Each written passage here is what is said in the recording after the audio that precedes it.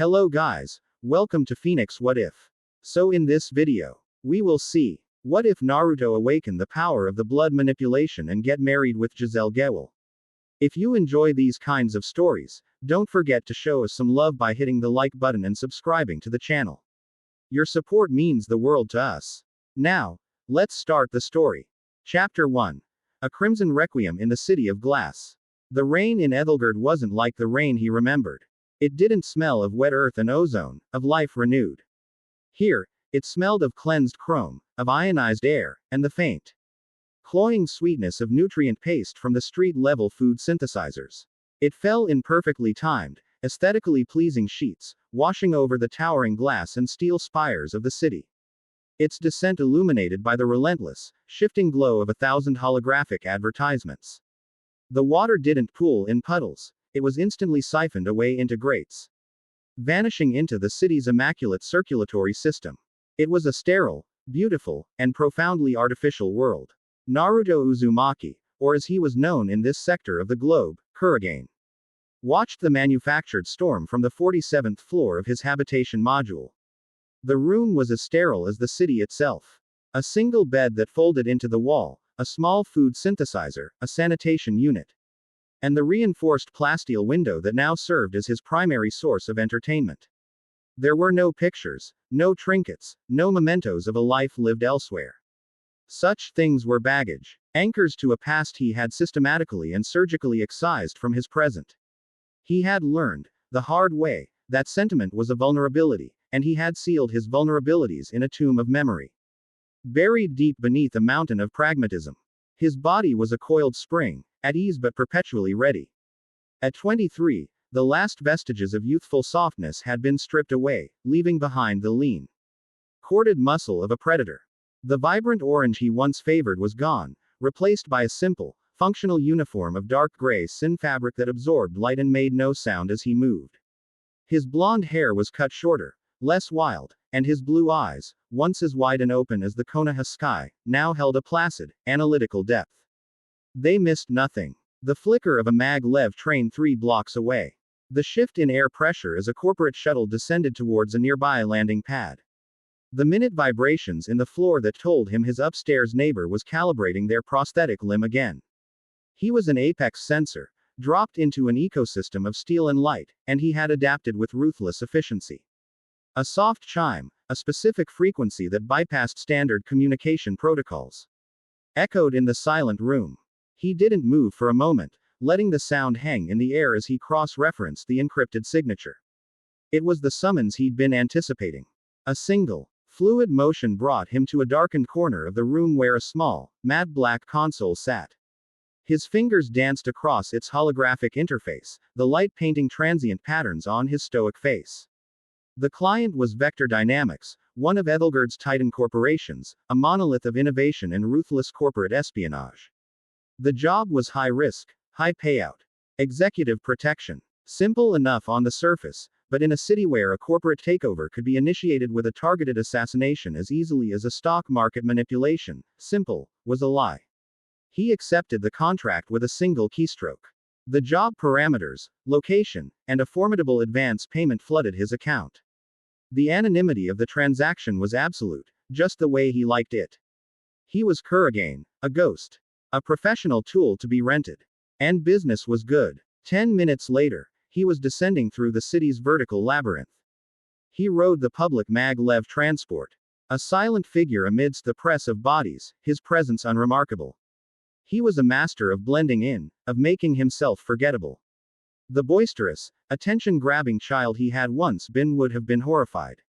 The man he was now considered it his most valuable skill. The journey took him from the residential spires of the mid-tier sector to the gleaming heart of the corporate district. A place where the buildings didn't just scrape the sky, they owned it. Vector Dynamics Tower was a monument to hubris and capital, a crystalline needle that seemed to stitch the perpetually overcast sky to the earth. Its security was formidable. Biosignature scanners, quantum encrypted keycards, pressure-sensitive flooring, and squads of heavily armed corporate enforcers in polished black armor.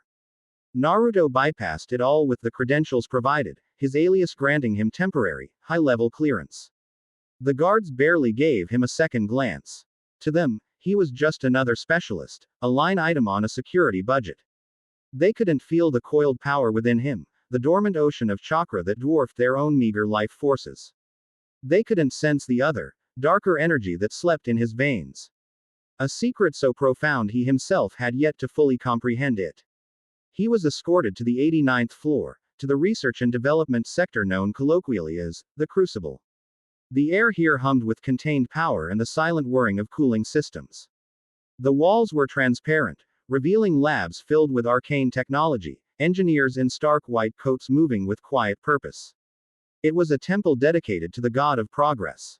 His liaison, a man named Castor with a smile too wide and eyes that never stopped calculating, met him at the sector's entrance. Kurragain, Castor said, his voice smooth as polished chrome.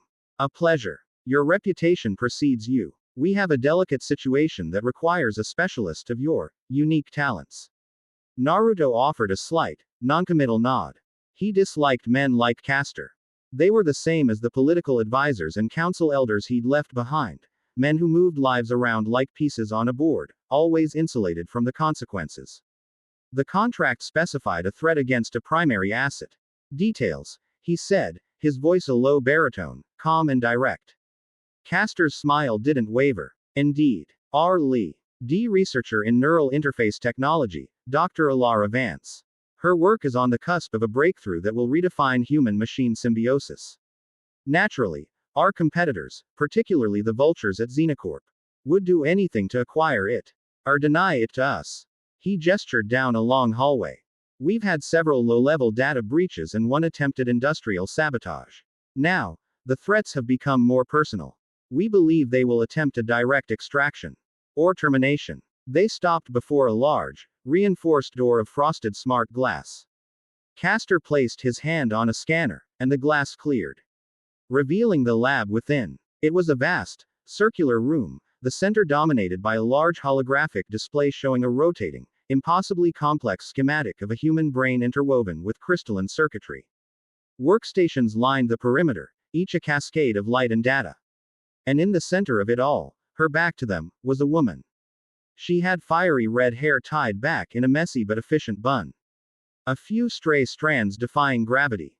She wore a simple, functional lab coat over dark trousers, and she moved with an energetic grace, her hands flying across a holographic console, manipulating the glowing strands of the brain schematic. Even from a distance, Naruto could feel the sheer force of her intellect, a palpable aura of focused concentration that was almost as tangible as chakra. Dr. Vance, Castor announced, his voice slicing through the lab's quiet hum. The woman sighed, the sound a mixture of frustration and resignation. She turned, and Naruto got his first proper look at his charge. Her face was sharp and intelligent, with high cheekbones and a dusting of freckles across her nose. Her eyes, a startling shade of emerald green, were framed by stylish, thin-rimmed glasses. They were eyes that didn't just see, they analyzed, deconstructed, and understood. Right now, they were fixed on Castor with undisguised annoyance. Castor, I am in the middle of simulating a synaptic cascade.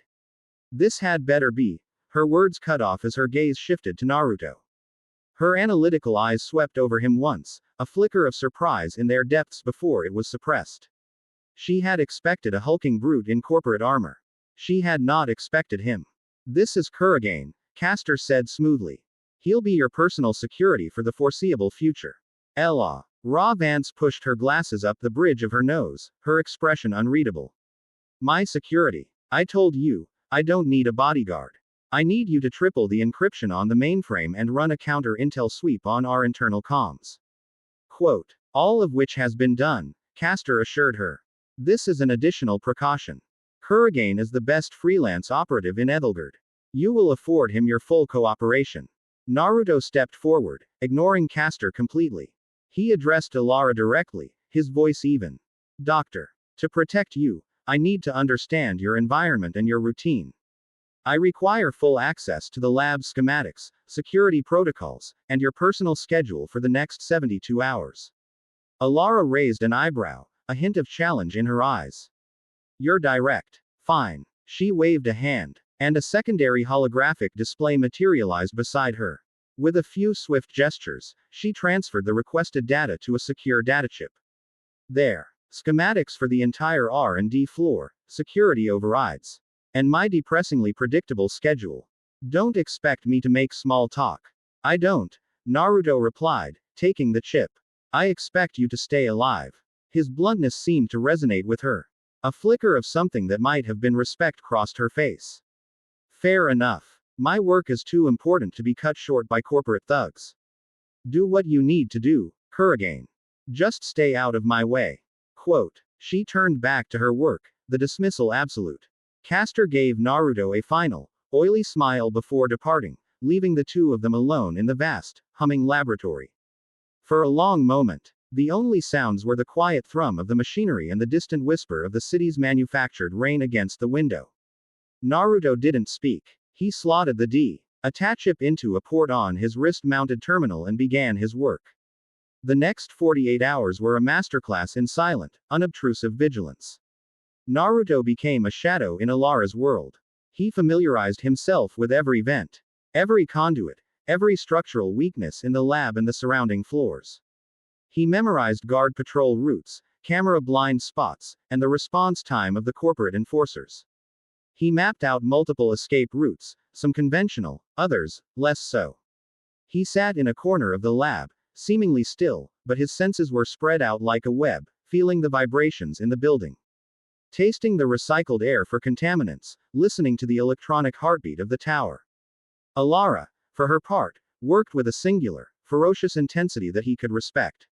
She seemed to subsist entirely on nutrient paste and caffeine, often working for 20 hours straight, lost in her complex simulations. She rarely spoke to him, but he noticed her occasional, sideways glances. She was studying him, he realized, with the same curiosity she applied to her work. She wasn't trying to figure out if he could stop a bullet, she was trying to figure out how he could remain so preternaturally calm. How he could anticipate a lab assistant dropping a tool a split second before it happened. He learned her rhythms. The way she chewed on her pen when she was wrestling with a difficult equation. The quiet, triumphant, ha, she would whisper when a simulation proved successful. The subtle tension in her shoulders that signaled her growing frustration with Caster's hourly, intrusive check-in calls. The first anomaly occurred 53 hours into his assignment. It was subtle, easily missed. A fractional power fluctuation in their sector, lasting no more than a microsecond. Too short to be a standard grid shift. An hour later, a maintenance drone on their floor deviated from its cleaning cycle for 4 seconds, its optical sensors lingering on the primary conduit junction outside Alara's lab. Amateurs would have dismissed it. Naruto felt a cold knot of certainty tighten in his gut. They were mapping the battlespace. He rose from his chair, the movement so silent that Alara didn't even notice at first. He walked to the main console, his steps measured. Dr. Vance, he said, his voice cutting through her concentration. What is it, Kurogane? I'm on T. He verge of stabilizing the quantum entanglement matrix, she replied, not looking up. Initiate a full laboratory lockdown. Code Omega, he stated calmly. That got her attention. She swiveled in her chair, her eyes wide. Omega. That's a total severance from the tower network. No one gets in or out. Caster will have my hide. What's going on? The power fluctuation at 247. The maintenance drone's deviation at 351. They're not isolated incidents. They're preparations. He pointed to a schematic he'd pulled up on a side screen. They'll cut the primary power here, at the junction. The emergency generators will kick in. But there will be a 1.7-second delay. They'll use that window to breach the door with a localized EMP in a hydraulic press. They'll come in 2 teams of 3. One to secure you, one to secure your data core. They're professionals. Alara stared at him, her scientific mind processing his rapid-fire analysis. There was no panic in his voice, only cold, hard fact. She saw the absolute conviction in his eyes and made a decision. She trusted the data. And right now, he was the most convincing data point in the room. Do it, she said, her own voice firm. She spun back to her console. Her fingers flying as she backed up her most critical data to a heavily shielded, isolated drive. With a final keystroke, she triggered the Omega protocol. The effect was instantaneous. Heavy plasteel shutters slammed down over the windows, plunging the lab into the cool, sterile light of its own internal systems. The main door hissed shut, and the heavy thud of multiple magnetic and physical locks engaging echoed through the room. A soft hum indicated that the lab's independent atmospheric and power systems were now active. They were sealed in a tomb, 89 stories above the ground. For a moment, there was silence. Then, the lights flickered and died. The emergency power kicked in exactly 1.7 seconds later, just as Naruto had predicted, casting the room in a dim, crimson glow. In the same instant, a deafening bang reverberated from the main door, followed by the high-pitched squeal of tortured metal. They were here. Alara's breath hitched, but she stood her ground near her central console. Clutching the isolated data drive, Naruto moved to the center of the room, a point that gave him a clear line of sight to all potential entry points. He had analyzed the schematics. There was only one other way in besides the main door, a reinforced maintenance shaft in the ceiling. The main door groaned, buckled, and was torn from its hinges with a horrific shriek of metal. 6 figures, clad in matte black armor that seemed to drink the red emergency light, swarmed into the room. They moved with the fluid, synchronized grace of a practiced military unit. Their helmets were featureless, hiding their faces, and they carried pulse rifles and what looked like short, vibrating blades that crackled with energy. Alara gasped as she saw the technology. That's my kinetic dampener tech. And those vibro blades, they're Xenocorp prototypes. Stolen. Stay behind me, Naruto commanded, his voice never rising. He fell into a low, ready stance. The air around him seemed to thicken, to grow heavy. The lead assassin raised his rifle. The woman and the data. Unharmed. The bodyguard is expendable. Engage. 3 of them charged Naruto directly, while the other 3 fanned out, moving to flank him and secure Alara. They were fast, their movements augmented by their suits. A normal man would have been dead in seconds. Naruto was not a normal man. He met the first attacker's charge not with force, but with flow. He sidestepped a rifle butt strike that would have shattered concrete, his hand darting out to slap the side of the assassin's helmet.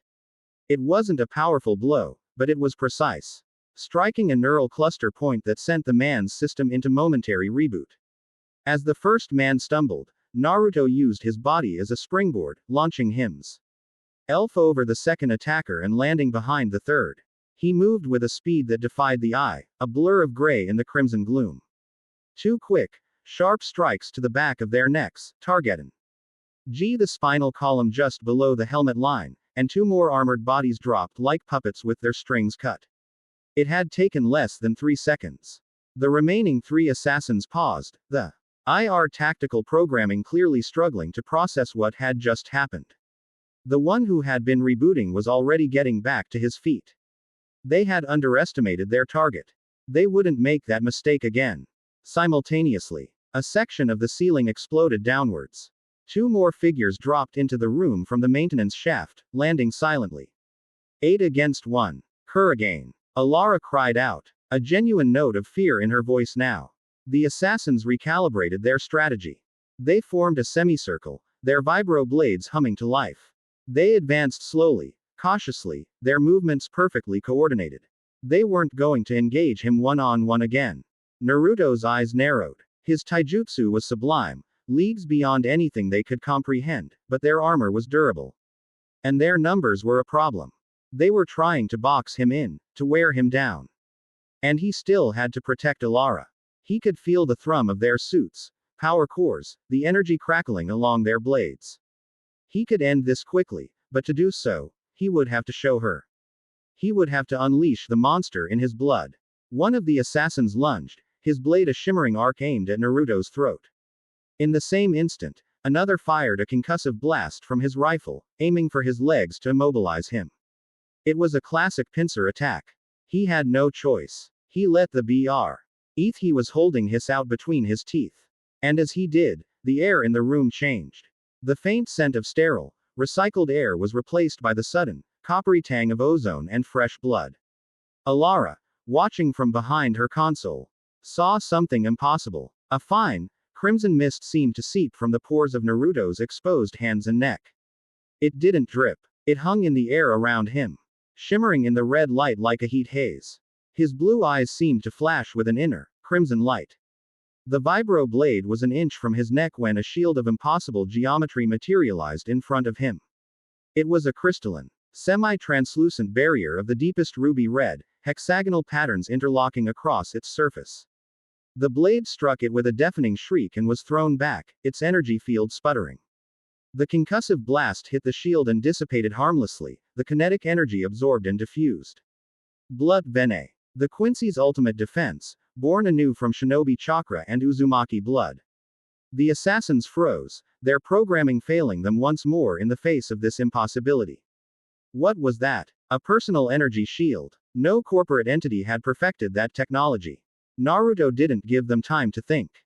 The mist of blood around him coalesced. With a thought, he shaped it. From his right hand, a long, slender blade of hardened blood extended, its edges sharper than surgical steel.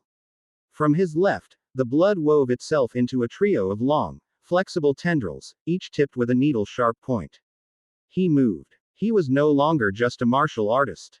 He was a force of nature. He flowed through the assassins, formation like a river of death.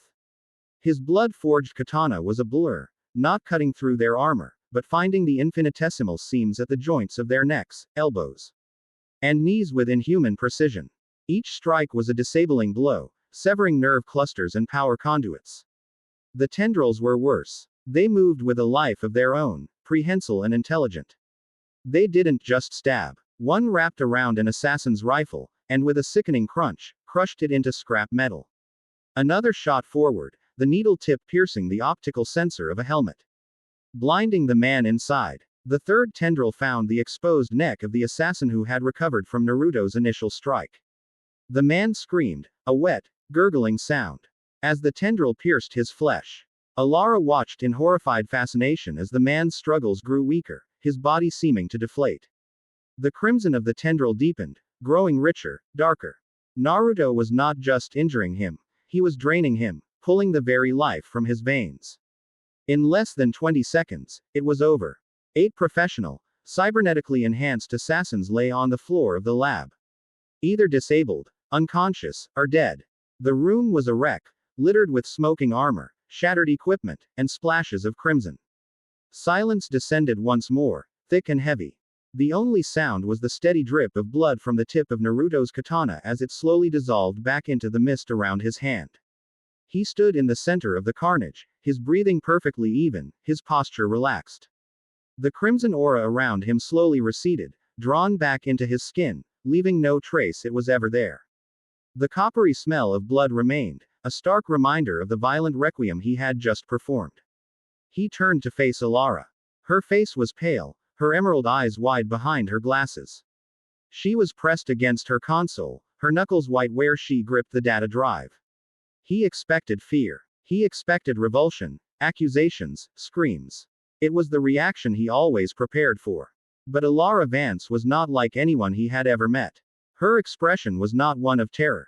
It was one of profound, world-shattering awe. The fear was there, a baseline tremor, but it was utterly eclipsed by the voracious curiosity of a scientist who had just witnessed a fundamental law of physics being gleefully and violently broken. She took a shaky step forward, her eyes not on the bodies, but on him. Her gaze was intense, analytical, as if she were trying to see past his skin to the impossible biological reactor that churned within him. She pushed her glasses up her nose, a familiar gesture that was now imbued with a completely new significance. She was no longer looking at her bodyguard. She was looking at the greatest scientific anomaly in human history. She opened her mouth, and her voice was a hoarse whisper, filled not with fear, but with the breathless, fervent excitement of discovery. How is your blood's viscosity and coagulation state variable on demand? The cellular structure would need to be mutable, capable of forming covalent bonds akin to a crystalline lattice. But the energy required for that transition, it would be astronomical. And the mechanism of external control, is it neurological? Hormonal? A localized bioelectric field? Naruto stared at her, genuinely taken aback for the first time in years. He had been prepared for anything but this. 1,000 responses died on his lips.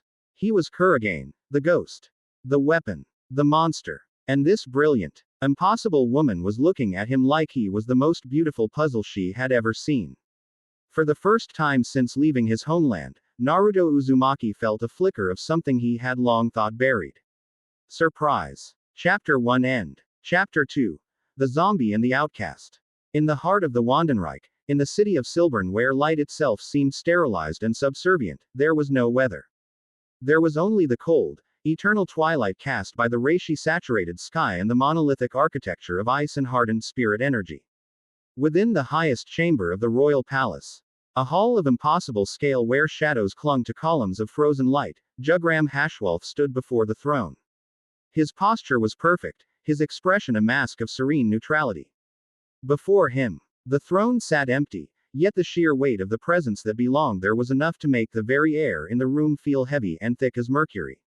The anomaly Origina. Ted from the independent tech state of Ethelgard, Hashwolf reported, his voice calm and clear, echoing slightly in the cavernous space. A single, massive surge of spiritual pressure. Our sensors were initially unable to classify it. He paused, choosing his next words with the precision of a surgeon. It was chaotic, violent. It possessed the density of a high-level Shinigami's Ryutsu, the raw vitality of a human, and a strange, cohesive property that mimics our own Quincy techniques, yet, it is fundamentally different. It is organic. It feels, for lack of a better term, alive. From the shadows that clung to the throne, a voice emerged. It was not loud, but it filled the entire chamber, pressing in from all sides, a sound that was less heard and more felt in the bones. Alive, the voice mused, a low, resonant baritone that held the ancient weariness of a god. An interesting distinction. It was not a hollow, nor a soul reaper entering the world of the living. Negative, Your Majesty, Hashwolf replied, his gaze fixed on the empty seat. No Garganta was detected. No Senkaimon signature. The energy erupted, flared, and then subsided. It has since moved, traveling east at a considerable pace.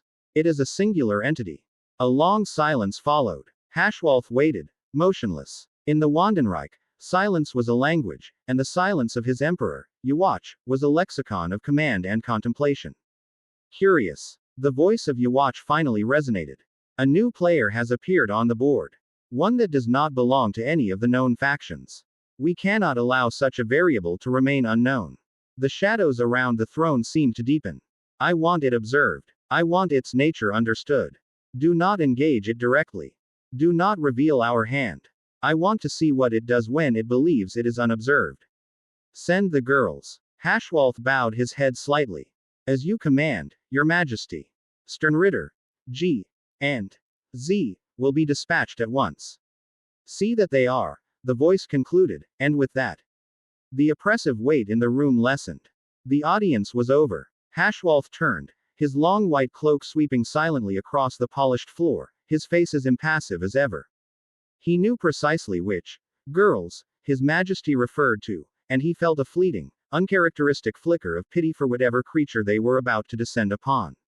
Hundreds of leagues away, in a sector of the Wandenreich designed to mimic a sun-dappled courtyard, Sternritter, Z, Giselle Gewelle, was humming a cheerful, off-key tune. She was meticulously arranging a collectee on of bones, the complete skeleton of a large dog, into a comical running pose on a stone bench. Her movements were delicate, almost loving. She wore the standard white uniform of the Sternritter, but had customized it with a small, heart-shaped blue clasp on her collar and thigh-high black stockings. Her long black hair was tied into two low pigtails, and her wide, dark eyes held a mixture of childish innocence and unnerving vacancy.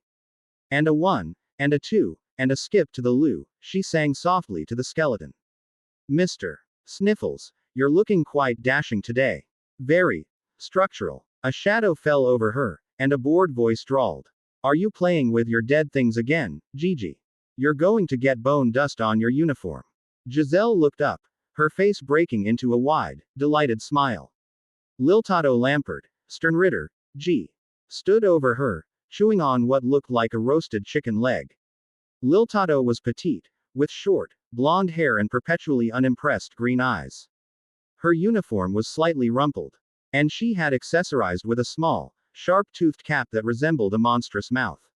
She was Giselle's designated partner on missions, a pairing that combined Giselle's Macabre creativity with Liltado's voracious, no-nonsense pragmatism. Liltado. You came to see my new art installation. Giselle chirped, gesturing proudly to the skeleton. I call it, Unleashed. It's a commentary on the fleeting nature of loyalty in a post-mortal society. It's a dead dog, Liltado said, taking another large bite of chicken. And we have a job. Hashwolf just sent the orders. Some weird energy flare up in the world of the living. His Majesty wants us to go look at it. Giselle's eyes lit up with a manic glee. Ooh, a new toy. Is it a big one? Is it squishy? Can I keep it? It's reconnaissance, you creep. We look, we report, we come back. No keeping anything. Liltado finished her chicken leg and tossed the bone over her shoulder, where it vanished with a faint shimmer of reishi before it hit the ground. The signature is already on the move. We're to intercept it near a place called the Black Forest. Sounds gloomy. I hope they have good snacks there. Giselle scrambled to her feet, clapping her hands together. The forest. I love the forest. It's where all the best bones are.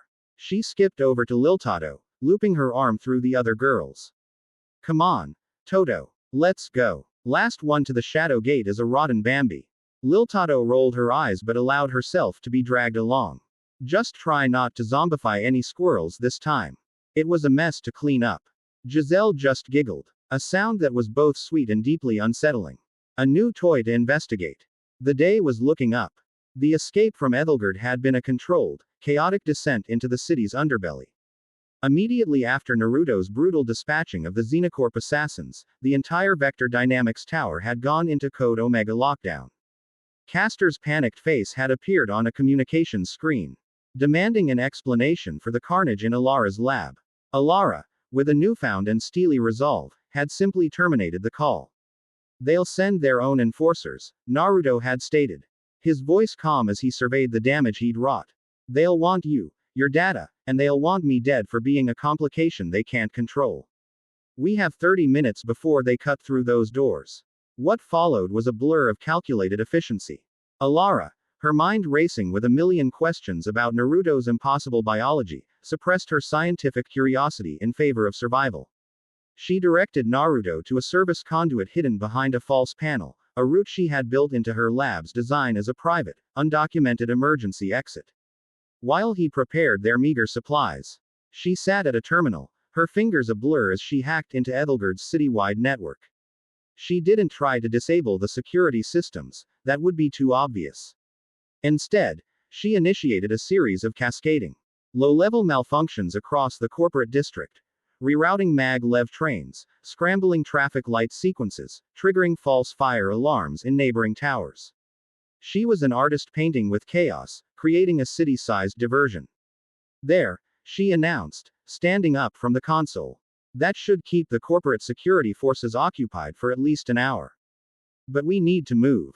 Now. Quote. Their journey through the service conduits and forgotten maintenance tunnels of Ethelgard was a silent one. Naruto moved with the innate confidence of a creature born to the shadows, his senses guiding them through the darkness.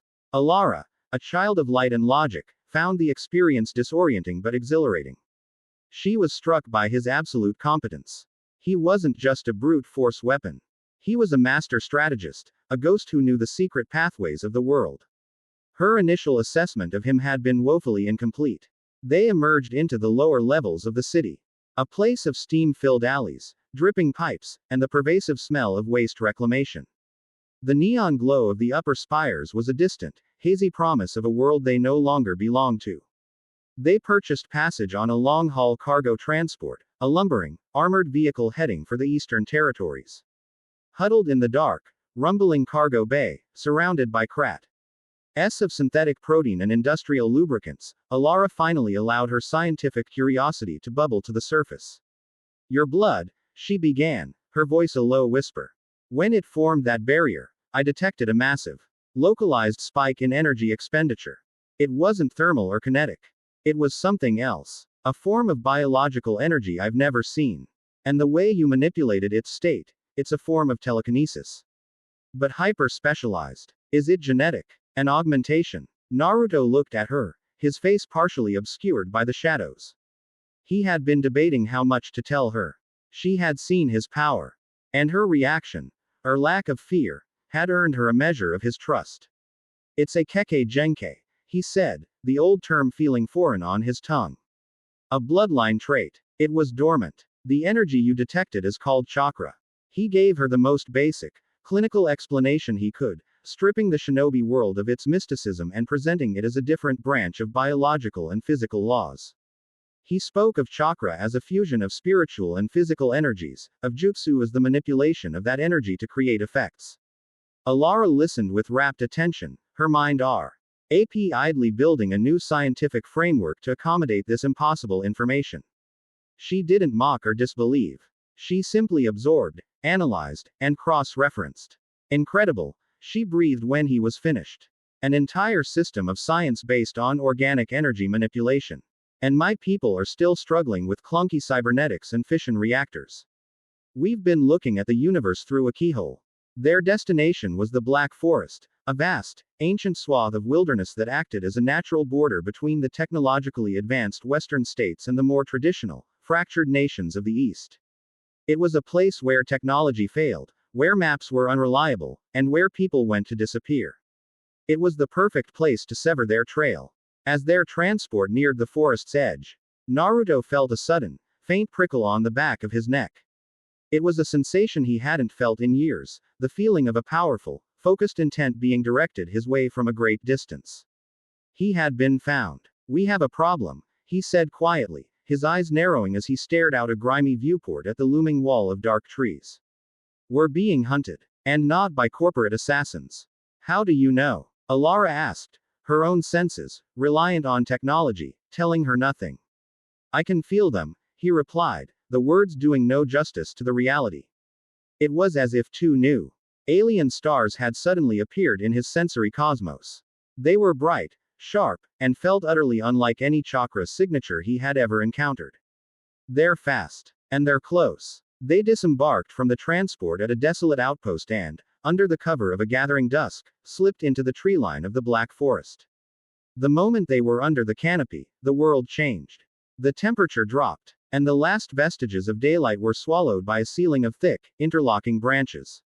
The air grew heavy, damp, and smelled of decaying leaves and rich, black earth. A profound, almost supernatural silence descended, broken only by the sound of their own footsteps on the mossy ground. Alara felt a shiver of primal fear. This was an environment that defied her logic. There were no systems to hack, no networks to navigate. I can't get a signal on my terminal. Even the satellite link is dead. This place is old, Naruto said, his voice a low whisper. He, on the other hand, felt strangely at home. His senses, which had felt blunted and overwhelmed by the electronic noise of Ethelgard, were now razor sharp. He could feel the life in the ancient trees. The flow of water deep beneath the ground, and the two predatory signatures that were now sweeping through the forest behind them. Stay close. Don't make a sound. Giselle and Liltato emerged from a shimmering black portal of shadow at the edge of the forest. The transition from the sterile order of Silburn to the chaotic, untamed wilderness was jarring. Liltato wrinkled her nose. It smells like dirt. She popped a small, brightly colored candy into her mouth. Okay, where's this energy thingy? She closed her eyes for a moment, concentrating. Her Quincy senses, honed for tracking reishi, spread out like a net. Got it. 2 signatures. One is strong, the one we're looking for. The other is pathetically weak. Almost non-existent. They're heading north. About 3 kilometers in. Giselle, however, was taking a different approach. She took a deep, theatrical sniff of the air. Ooh, I can smell him. She said, her eyes wide with excitement. He smells weird. Like lightning and blood and ramen. It's warm and sticky and screaming. I like it. You're a freak, Gigi, Liltato said flatly, already starting to move into the trees with an effortless glide, a technique called Harenkyaku. Let's just grab it and go. I'm getting hungry. Giselle giggled and skipped after her, her own movements unnaturally swift and silent. The hunt had begun. They covered the distance in minutes. Their powerful Quincy abilities making a mockery of the difficult terrain. Liltato followed the clear trail of spiritual particles left by Naruto. It was like following a glowing trail of breadcrumbs. This is too easy, Liltato muttered, coming to a halt. The trail led directly towards a deep, shadowy ravine. He's either an idiot, or it's a trap. Giselle tilted her head. My nose says the yummy smell is getting fainter here. This is the wrong way. He's trying to trick us. She spun around, pointing in the opposite direction. He's over there. He doubled back on himself. Liltato frowned, extending her senses again. Giselle was right. The main signature was now behind them. He'd laid a false trail. A classic, but well-executed diversion. Clever. But not clever enough. They turned to backtrack, but as they did, a strange, dissonant sound filled the air. It was a cacophony of whispers and snapping twigs, coming from every direction at once. It sounded like dozens of people scattering through the undergrowth. A disorienting wave of auditory chaos that momentarily overwhelmed their senses. Liltato grit her teeth in annoyance. An illusion. How primitive. Giselle, however, laughed with delight. He wants to play. This is so much fun. Tag, were it. She stomped her foot on the ground, and a pulse of dark blue reishi spread out from her in a wave. My turn to seek. The wave washed through the trees, acting as a sonar. It wasn't a destructive blast, but an inquisitive one, tasting the very fabric of the forest.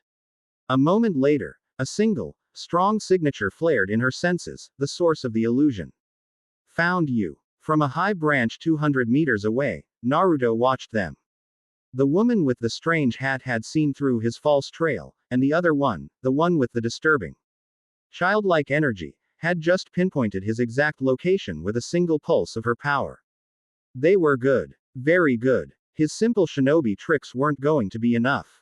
He needed to change the game. He dropped silently from the branch, landing on the mossy ground without a sound. Alara was hidden in a hollow log nearby, her breathing shallow. He gave her a quick, reassuring glance before melting back into the shadows. He was no longer evading. He was leading them. He led them on a winding, calculated chase for another hour, never letting them get too close, but always keeping them on his trail. He was testing their abilities, their speed, their tracking methods. He was also searching for a specific type of terrain. Finally, he found it. A small, circular clear where an ancient tree had fallen long ago, leaving an open space under the dark canopy. The ground was covered in a thick carpet of pale, phosphorescent moss that cast a faint, ethereal glow. It was a natural arena. He brought Alara to the edge of the clearing and found her a secure hiding spot behind the massive, upturned root ball of the fallen tree. Stay here. Do not move, do not make a sound, no matter what happens. Understand. Quote. Alara nodded, her eyes wide with a mixture of fear and adrenaline. Be careful, Kurigane. He offered a curt nod and then stepped out into the center of the clearing. Into the pale green light of the moss. He stood perfectly still, waiting. He didn't have to wait long. Moments later, Giselle and Liltato stepped out from the trees on the opposite side of the clearing. The fog seemed to curl away from them, as if repelled by their presence. They stopped, seeing him standing there, calm and expectant. The air grew thick with unspoken tension. Giselle broke the silence, her voice a cheerful, sing-song melody that was utterly at odds with the tense atmosphere. We found you. You're the weird-smelling boy, right? I'm Gigi. And this is Toto. She waved enthusiastically. Liltato shot her a venomous glare before fixing her unimpressed gaze on Naruto. Skip the introductions. Identify yourself and the source of your power. You are an anomaly that requires classification. Her tone was flat, bureaucratic, and utterly dismissive. Naruto's gaze flickered from Liltato's bored expression to Giselle's manic smile. He ignored Liltato's demand completely. His eyes settling on Giselle with an unnerving, analytical focus. You're Quincy, he stated, his voice a low, even baritone that carried easily across the silent clearing. The word hung in the air, shocking them both. How could this unknown human know their name? But not entirely, he continued, his gaze intensifying. Your spiritual pressure, it's not smooth. It's stitched together, like a patchwork quilt.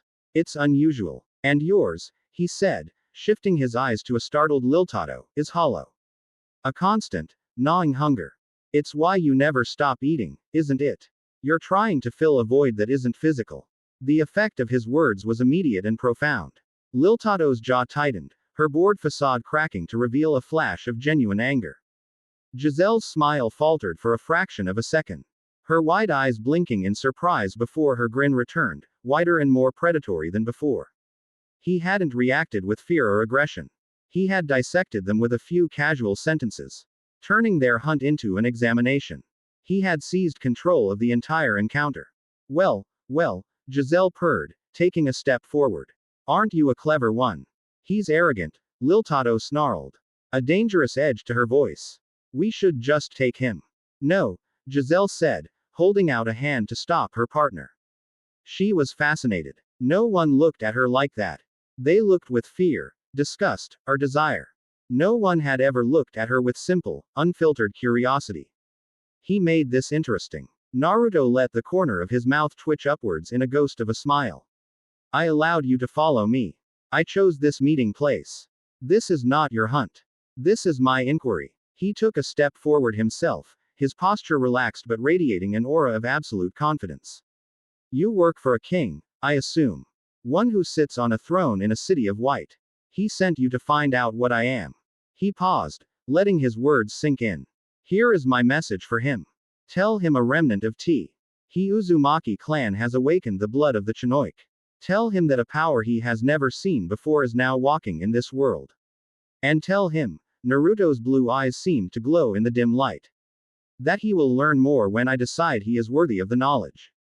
He then turned his full attention back to Giselle, completely dismissing Liltato once more. You are a very interesting creature, Gigi. Your power feels like a contradiction. Like life and death trying to occupy the same space. He tilted his head. I'd like to understand that better someday. Before either Quincy could formulate a response to his staggering audacity, he acted. He stomped his foot once. The ground beneath him didn't shake, but a pulse of his unique chakra reishi blend erupted outwards. It wasn't an attack. It was a sensory overload. A flashbang for spiritual senses. In the split second that Giselle and Liltato were blinded, he vanished. He moved with a speed that was not the linear, particle-based Harenkyaku. It was the explosive, instantaneous flicker of the Shunshin. He appeared next to Alara's hiding spot, grabbed her, and in the next instant, they were gone, melting back into the oppressive silence of the Black Forest. The void left by his sudden disappearance was as loud as a scream. The clearing was empty. His spiritual pressure, which had been a warm, vibrant bonfire in their senses, was utterly gone. As if extinguished in an instant. Liltato stood fuming, clenching and unclenching her fists. The arrogance. The sheer. Who does he think he is? Uzumaki. Chinook. What meaningless tribal names are those? Giselle, however, was silent. She stood in the center of the clearing, a strange, thoughtful pout on her lips. She brought a finger to her chin, replaying his final words in her mind. You are a very interesting creature. I'd like to understand that better someday. He hadn't called her a monster. He hadn't flinched. He had looked at the twisted core of her being and called it interesting. A slow, delighted giggle escaped her lips, the sound echoing eerily in the silent forest. It was a sound that was equal parts childish glee and nascent, terrifying obsession. Liltato glared at her. What are you so happy about? He played us for fools and got away. Yeah, Giselle whispered, her dark eyes gleaming in the moss light. But he wasn't wrong. About you. Or me. She turned. Her gaze in the direction he had disappeared, her smile becoming a predatory crescent. And he's the first boy who ever looked at me and didn't want to run away screaming. I think I'm gonna like him. I think I'm gonna keep him. Chapter 2 End. Chapter 3. The Price of a Severed Headband. The mist that clung to the shores of Kirigakure no Sato was legendary. It was a living thing, a shroud of P.R.L.Y. gray that softened the edges of the world, blurring the line between the sea and the sky. In the past, it had been a cloak for assassins, its tendrils tasting of blood and fear. Now, it was calmer, cleaner, carrying only the scent of salt and the promise of a hard-won peace. From his office, the highest point in the newly constructed Mizukage Tower, Chojuro, the sixth Mizukage, could watch the mist roll across the bay. A constant reminder of both his village's dark past and its fragile future. He placed a hand on the ceremonial sword propped against his desk, the Haramakere. The blade was a comfort. A familiar weight in a role that still felt too large for him. He was a swordsman, a warrior. He was not a politician. Yet politics, it seemed, was the true currency of peace. A sealed scroll, bearing the official seal of the Hokage of Konohagakure, lay open on his desk. Its contents were the reason for his current unease. The door to his office opened silently. A woman entered, her PR. Essence as quiet and unobtrusive as the mist itself. She was of average height, with dark, chin-length hair and eyes the color of slate, emotionless and calm. Her attire was the standard Kiri flak jacket. But she wore it with a kind of lethal grace, her every movement economical and precise. On her back was a single, straight-bladed ninjutsu. She wore no mask, a recent reform intended to humanize the hunter nin core. But her face might as well have been made of porcelain for all the emotion it showed. This was Mizuki Hagane, the most efficient and deadliest tracker in his village. She knelt, her posture perfect. Mizuki-sama, you summoned me. Chojuro gestured for her to rise. Mizuki. There is no need for such formality. He sighed, tapping a finger on the Konoha scroll. A mission of He highest priority has come from the Fire Nation. It concerns an S-rank missing nin, a global threat. Mizuki's expression did not change, but Chojuro saw a flicker of interest in the depths of her slate-gray eyes. A Konoha target. Indeed. Their hero of the Fourth War. Naruto Uzumaki. That, finally, elicited a reaction. Mizuki's eyebrows rose a fraction of an inch. The Jinchuriki of the Nine Tails. I was under the impression he was a permanent asset to Konoha, their greatest deterrent. So were we all, Chojuro said grimly. According to this report, he abandoned the village 2 years ago. Vanished without a trace. He has now resurfaced in the western tech states. There was an incident. An entire squad of professionally equipped mercenaries was liquidated. The report is vague on the details, but it mentions a new, unclassified ability of terrifying destructive power. Konoha has officially declared him a rogue element and, per the terms of the Shinobi Alliance Treaty, has Rex TED assistance in neutralizing the threat. They cannot spare the forces for an international operation, so they have outsourced the contract. He slid the scroll across the desk. The bounty is substantial. The order is kill on sight. Mizuki picked up the scroll. Her eyes scanned the contents, her face a blank canvas. She was a child of the transitional period, trained in the brutal methods of bloody mist but having come of age under the reforms of Mei Terumi and now Chojuro. She understood duty, efficiency, and the necessity of wet work. She didn't question the morality of the order, only its parameters. The target is powerful, she stated, her voice a monotone. His control of the Nine Tails chakra is legendary. The standard 4-man cell would be insufficient. Which is why I am sending only you, Chojuro replied. A squad would be too loud. This requires subtlety, precision. A scalpel, not a sledgehammer. You are the finest scalpel Kurigakure possesses. His last known location was the port city of Kaio. A neutral zone. He is traveling with a female companion, a non-combatant with red hair. Find him, Mizuki. End this threat before it destabilizes the tentative peace we have all bled for. Mizuki slid the scroll back into its casing and tucked it into her jacket. She bowed once, a short, sharp gesture of acknowledgement. By your will, Mizuki-sama. With that, she turned and was gone, dissolving into the corridor as silently as she had arrived. Chojuro watched her go, a knot of unease tightening in his stomach. He was sending a ghost to hunt a demon, and yet the world wouldn't burn in the process. Kaio was a city that reeked of impermanence. It smelled of salt, rust, cheap noodles, and 1,000 different spices from 100 different lands. Rain was a constant companion here, a fine, persistent drizzle that fell from a perpetually gray sky, slicking the cobblestone streets and making the whole city glisten like the scales of a dying fish. It was a city of transience. A place where allegiances were as fluid as the tides, and information was the only commodity more valuable than gold. For a hunter, it was a paradise of shadows and whispers. Mizuki Hagane moved through the crowded streets like a phantom. She had traded her flak jacket for the simple, worn clothes of a sailor, a disguise that made her utterly invisible. Her senses were a finely tuned instrument, filtering the overwhelming sensory input of the city. She ignored the shouts of the merchants, the clang of shipyard hammers, the cries of gulls. She was listening for something else, the rhythm of the city's underworld. She found her quarry's trail not in a guild hall or a military outpost, but in a dimly lit tea house where information brokers plied their trade over games of shogi. She didn't ask questions. She simply sat, nursed a single cup of tea for 2 hours, and listened. She heard tales from a freighter captain about a blonde giant and a red-haired woman who paid for their passage with a flawless, high-density data chip. She overheard a black market doctor complaining about a run on advanced medical supplies, the kind used to treat cellular exhaustion. She cross-referenced the timelines, the descriptions, the trajectories.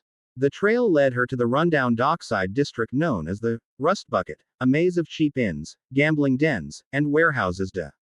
Tea leaned against each other like tired drunkards.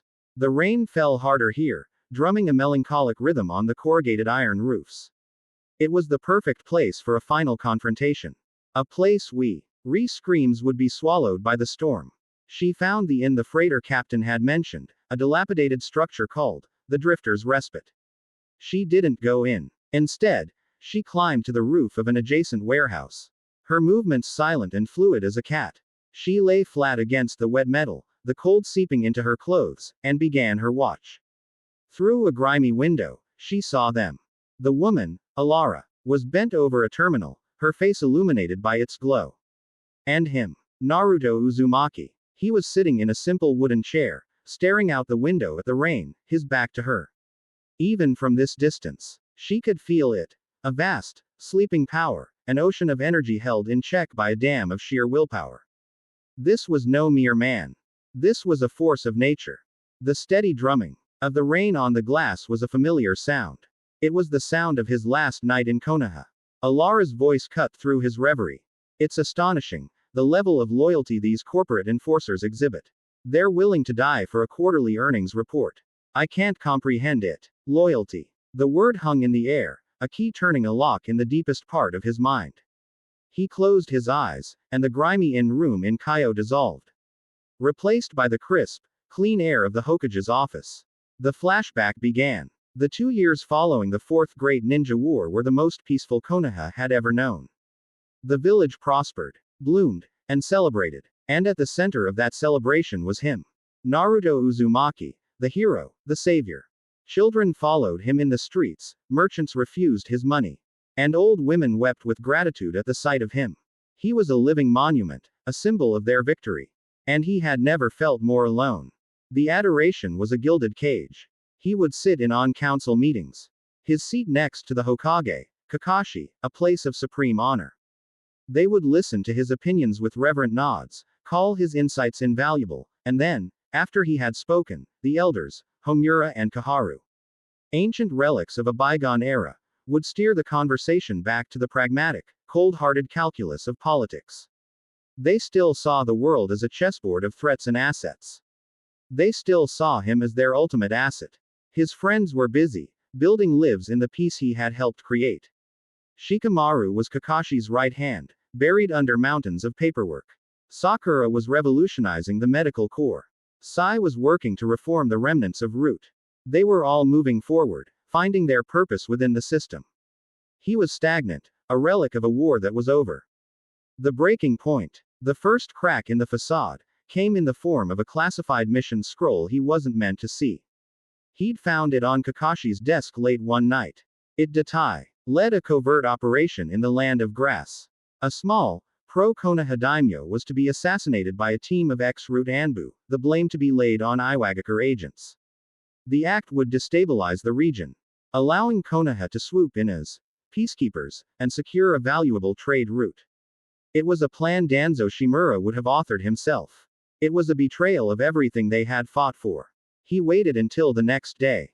The scroll a cold weight in his pocket. He found Kakashi and Shikamaru in the office, poring over treaty documents. He didn't bother with greetings. He slapped the scroll down on the Hokage's desk.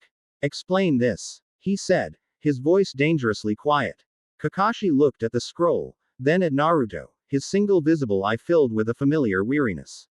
Shikamaru sighed, the sound a gust of pure exhaustion. Naruto, you know some things are complicated, Kakashi began, his tone placating. Complicated. Naruto's voice rose, the quiet fury in him finally beginning to boil. This is Danzo's work, Kakashi. This is the kind of shadow politics that caused the wars in the first place. We sacrifice a few allies, create a little chaos, all for the greater good of Konoha. Is this the peace Nagato died for? That my father died for? It's about preventing a larger conflict, Shikamaru interjected, his voice the calm, logical counterpoint. I ran the simulations. If that daimyo consolidates power, he forms an alliance with a rogue faction from the land of valleys. In 5 years, that alliance disrupts trade and leads to a border war. The estimated casualties are in the thousands. This operation, the casualties are 3. The daimyo and his 2 bodyguards. It's a drag, but it's the most logical path. It's about minimizing loss. Minimizing loss. Naruto stared at him, aghast. By that logic, Obito was right. The infinite Tsukuyomi would have minimized loss to 0. No more conflict. No more pain. We fought a war to reject that idea. To protect the freedom of people to choose their own path. Even if it leads to conflict. Don't you see? You're using his logic to justify Danzo's methods. You're just tidying up the body count. The world isn't a fairy tale, Naruto. Kakashi said, his voice sharp now. It's not clean. Being Hokage means protecting the village. All of it. To protect this tree, sometimes you have to get your hands dirty pruning the branches. I will not let us slide back into another war because we were too idealistic to make a hard choice. Naruto looked from his teacher to his friend, and in their eyes, he saw the inescapable truth. They were trapped. They were good men. The best he knew, but they were prisoners of the very system they were trying to lead. They saw the world through the lens of the Hokage's hat, and that lens was warped by decades of ingrained pragmatism and fear. The will of fire, he realized with a sickening lurch, had become a funeral pyre for their ideals, an excuse to burn the few to keep the many warm. He looked past them, out the window at the Hokage rock. He saw the faces of the leaders who had come before. Hashirama, who had dreamed of peace and created the very system of military villages that guaranteed war. Tobirama, who had organized the village with cold logic and created the Uchiha police force, planting the seeds of their destruction. Hiruzen, who had preached benevolence and allowed Danzo to fester in the shadows. Minato, his own father, a hero who had sealed a monster in his own newborn son for the good of the village. They were not heroes. They were jailers. And he was their prize inmate. The fight went out of him. Replaced by a profound, bottomless sorrow. I see, he said, his voice hollow. He turned and walked to the door. Naruto, wait, Kakashi called after him, standing up. Don't walk away from this. We can talk it through. Naruto paused at the door but didn't turn around. There's nothing left to talk about, he said softly. You've already made your choice. You chose the cage. He walked out, leaving his 2 oldest friends standing in a stunned silence. That night, in the sterile emptiness of the apartment the village had given him, he performed his last ritual as a shinobi of Konoha. He took off his forehead protector, the one Iruka had given him so many years ago. He ran his thumb over the metal plate, over the elegantly carved leaf symbol. A symbol of home. A symbol of loyalty. A symbol that was now a lie. He took a kunai from his pouch. The screech of steel on steel was the only sound in the room as he carved a deep, horizontal line through the center of the leaf, severing it in 2. The sound was the scream of his own breaking heart. He left the headband on the table, a final, silent statement. Then he walked out into the moonless night and never looked back. The flashback ended. Naruto opened his eyes. The room in Kaio was the same. The rain was the same. But the ache in his chest was as fresh as it had been that night. He had paid the price for his freedom. And the cost was everything he had ever known. Suddenly, the air in the room grew cold and heavy. The drumming of the rain was muffled, as if a thick blanket had been thrown over the world. A dense, unnatural mist was seeping in through the cracks in the window frame. Alara looked up from her terminal, alarmed. What is that? Naruto was already on his feet. He recognized this technique. Kurigakure no Jutsu. The hidden mist. He was being hunted by professionals. Get down. Stay away from the windows. He moved to the center of the room just as the window exploded inwards, showering the room with glass and thick, rolling fog. A figure dropped through the opening, a silent shadow in the mist. He could only make out a silhouette, a hunter nin, blade drawn. Mizuki didn't waste a moment. She was a blur of motion, her ninjutsu a flicker of silver in the gloom, aimed directly at his heart.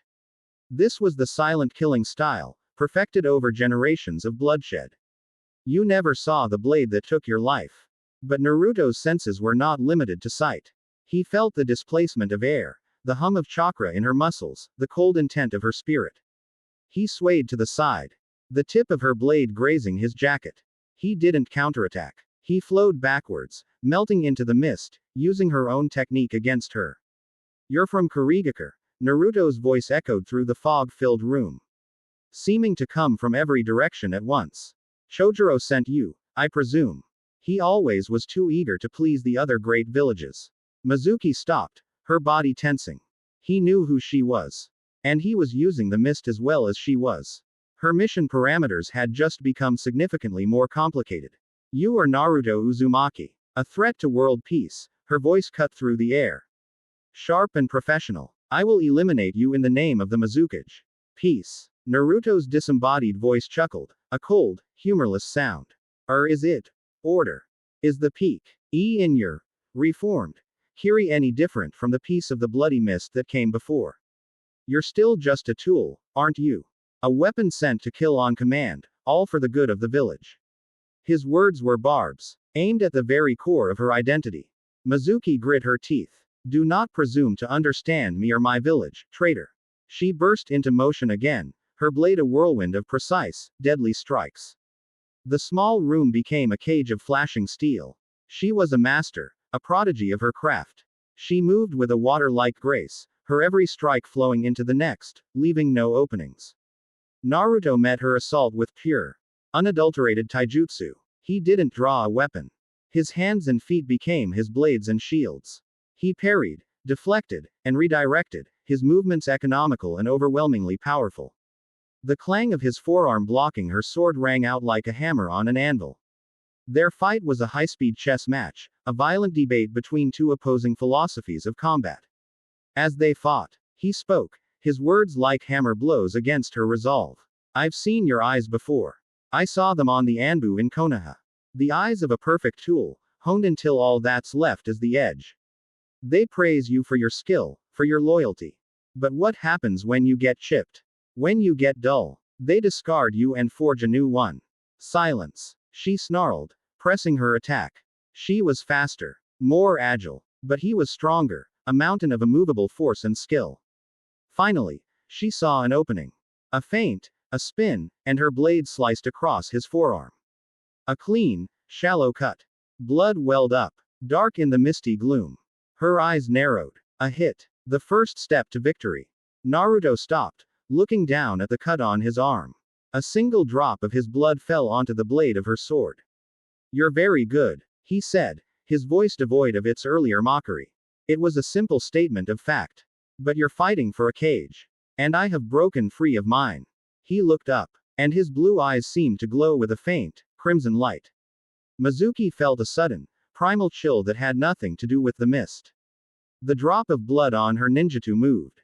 It elongated, sharpened, and then split into a dozen tiny, blood-red needles. Before she could even process the impossibility of what she was seeing, the needles shot off her blade, faster than shuriken, and slammed into her body. They didn't pierce her flak jacket, but they struck with pinpoint accuracy at every major pressure point on her limbs. Her body seized up, every muscle locking simultaneously. A gasp ped her lips as she was completely paralyzed, her sword clattering to the floor. She was helpless, a statue of flesh and blood. From the mist, Naruto walked forward. A single, crimson tendril of blood extended from the cut on his arm, wrapping around the hilt of her fallen sword and lifting it from the floor. The tendril placed the blade against her throat, the cold steel a final, chilling statement of her defeat. He stood before her, his expression not of anger or triumph, but of a deep, profound pity. Your village declared me a traitor and sent you to die against a foe they couldn't comprehend, he said. His voice low and intense. My village celebrated me as a hero and tried to turn me into a gilded puppet for their political games. We are not enemies, Hunter Nin. We are both victims of the same lie. The lie that the village is more important than the people within it. He held her gaze, and for the first time, her mask of professional calm shattered, revealing the confused, shaken woman beneath. What? What are you? She whispered, her voice trembling. I am a man who chose to be free, he replied. The blood tendril retracted, and her sword fell to the floor again. The paralyzing effect of the needles faded. And she slumped against the wall, her strength gone. Naruto turned his back on her. Go back to your Mizukage. Tell him Naruto Uzumaki is dead. Tell him you killed me. Or, he paused at the ruined window, looking out at the storm. Find a reason to live for yourself, not for a symbol carved on a piece of metal. He stepped through the opening and vanished into the rain and the mist, leaving Mizuki Hagane alone in the wreckage. She stared at the spot where he had stood, his impossible words echoing in the silence of her mind, each one a crack forming in the foundation of her entire life. She looked down at her hands, the hands of a perfect tool, and for the first time, she wondered what it would feel like to be the one who wielded them. Chapter 3 End. Chapter 4. The Song of Lifeblood. The journey from the perpetually weeping skies of Kaio to the whispering peaks was a pilgrimage from one state of existence to another. They traveled east, leaving the sea level grime and decay behind. Their path an ever upward spiral into the heavens. The rumbling cargo freighters and anonymous transports were replaced by shore-footed mules and, eventually, only their own 2 feet. The air itself seemed to undergo a purification. The thick, salty humidity gave way to a crisp, thin atmosphere that tasted of pine and cold stone. The oppressive gray blanket of cloud thinned, broke, and finally surrendered to a brilliant, achingly deep blue sky, a celestial dome so vast and clear it felt like looking into the face of infinity. Alara Vance, a creature of controlled environments and filtered air, found the transition both a trial and a revelation. She meticulously documented the changes in atmospheric pressure, the unique alpine flora that defied all her known botanical taxonomies, and the strange, resonant quality of the silence. The oxygen levels are roughly 80% of what they are at sea level, she commented, her breath pluming in the cold air as she consulted her wrist terminal. Theoretically, we should be experiencing mild hypoxia. Yet, I feel invigorated. There's an anomalous energy reading in the ambient environment. Not radiation, not electromagnetism. It's something else. Something biological. Naruto, walking a few paces ahead, simply smiled. It was the first genuine, untroubled smile she had seen on his face. The city had been his camouflage. The forest, his hunting ground. This place, this majestic wilderness, felt like his sanctuary. The constant, coiled tension in his shoulders had eased, and his senses, which had been a tightly focused weapon, were now relaxed, open, drinking in the panorama of saw-toothed peaks and cloud-filled valleys. He could feel the thrum of life here, the pure, undiluted nature energy that G. Raya had so often written about in his journals. It was from those journals, a tattered, leather-bound book he had carried with him from Konoha, that he had learned of this place. The Monastery of the Silent Flow. Jiraiya had described it not as a religious site, but as a nexus, a place where the skin between the physical world and the spiritual was thin, a sanctuary for an ancient order that predated even the Sage of Six Paths. They were not shinobi. They were listeners, who tended to the life force of the world itself. After the violence in Ethelgard and the confrontation in Kaio, Naruto felt a profound need not for a hiding place, but for answers. He needed to understand the terrifying power in his veins, this Shinsei Ketsuki, from a perspective beyond that of a warrior. After 7 days of climbing, they saw it. The monastery was not a building constructed upon the mountain. It was an extension of the mountain itself. Carved from the living granite of the peak, its walls followed the natural contours of the rock. Its rooftops tiled in slate that mirrored the colors of the cliff face. Waterfalls, born from glacial melt, cascaded through open-air courtyards, their spray feeding lush gardens of impossible, vibrant flowers. The sound of the wind moving through the carefully carved passages created a constant, low hum, a celestial chant. And everywhere, from every eve and every ancient, gnarled tree that grew from the stone itself, hung delicate wind chimes made of shell and crystal, their gentle, random tinkling the only sharp sound in a world of soft harmonies. They were met at the entrance, a simple, unadorned archway cut into the rock, by 2 acolytes in robes the color of unbleached linen. They were young, their faces serene, and they bowed not with the rigid formality of soldiers. but with the fluid grace of reeds in a breeze. There was no suspicion in their eyes, no surprise.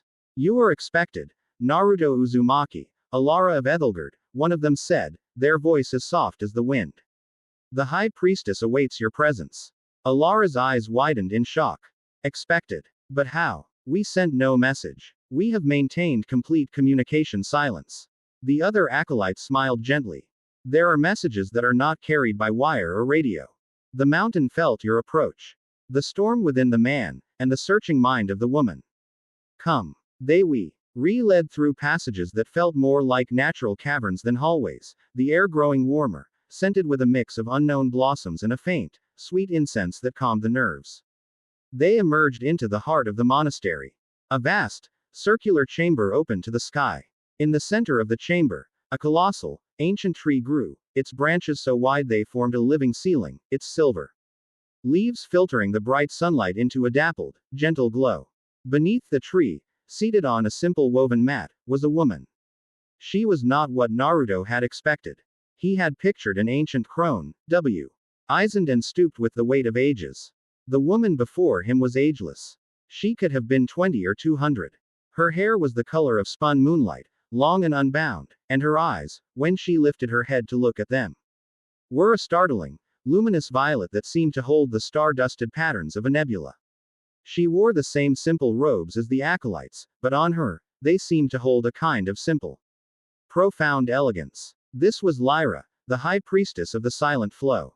Her gaze passed over Alara with a warm, welcoming curiosity, but it settled on Naruto with an intent city that made him feel as though his very soul was being laid bare. He felt no hostility, no judgment. He felt seen, truly seen, for the first time. Welcome, she said, and her voice was like the wind chimes, a melody of soft, clear tones. You carry a great storm inside you, son of the whirlpool. A Biju's rage, a Quincy's precision, and Uzumaki's indomitable life. A vortex that could scour the world clean, or water it anew. Naruto stood motionless. She had not named his powers, she had described their essence, their spiritual texture. He had spent years seeing them as weapons, tools, a dangerous inheritance. She saw them as elements in a storm, capable of destruction, but also of creation. He bowed his head, a gesture of respect he had not offered anyone in years. I have come seeking knowledge, High Priestess. My power, it is a thing of blood. It comes from a clan of assassins, the Chinook. I have only ever used it to harm, to drain, to end life. I fear what it is turning me into. Alara, standing beside him, listened, fascinated. This was a side of Naruto she had not seen. The confident, unstoppable professional was gone, replaced by a man grappling with a profound ethical and spiritual dilemma. Lyra's violet eyes softened with an empathetic light. You see the blood, but you do not feel its song. All life has a song, Naruto Uzumaki. A rhythm, a vibration. The tree sings to the sun. The mountain sings to the stars. The blood in your veins sings a song of life itself. The Chinook learned to sing a single, terrible note of that song, the note of control, of dominance. They became deaf to the rest of the melody. You, who carry so many melodies within you, have a chance to hear it all. She rose with a single, fluid motion and gestured for them to follow. Come, let me show you the discord you have come to heal. She led them from the sun-dappled chamber into a darker, deeper part of the monastery. The air grew colder, and the pleasant scent of incense was replaced by a faint, cloying odor of decay. They entered a vast grotto, a cavern that should have been the spiritual heart of the mountain. In its center was a large, crystalline pool, and all around it grew a grove of trees whose trunks seemed to be made of petrified, glowing wood. But the heart was sick. The crystalline pool was filled with a black, oily liquid that did not reflect the light. The glowing trees were a dull, lifeless gray. Their branches brittle and barren. The air was heavy, stagnant, and felt like it was actively leaching the warmth and energy from their bodies. The silence here was not peaceful. It was the suffocating silence of the grave. This is the sacred grove, Lyra said, her voice laced with sorrow. It is the source of the mountain's life energy.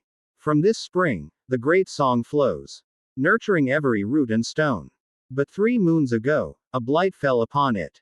Not a poison of the physical world, but a sickness of spirit. A note of absolute despair, a corruption that silences the song of life. Alara immediately went into scientific mode.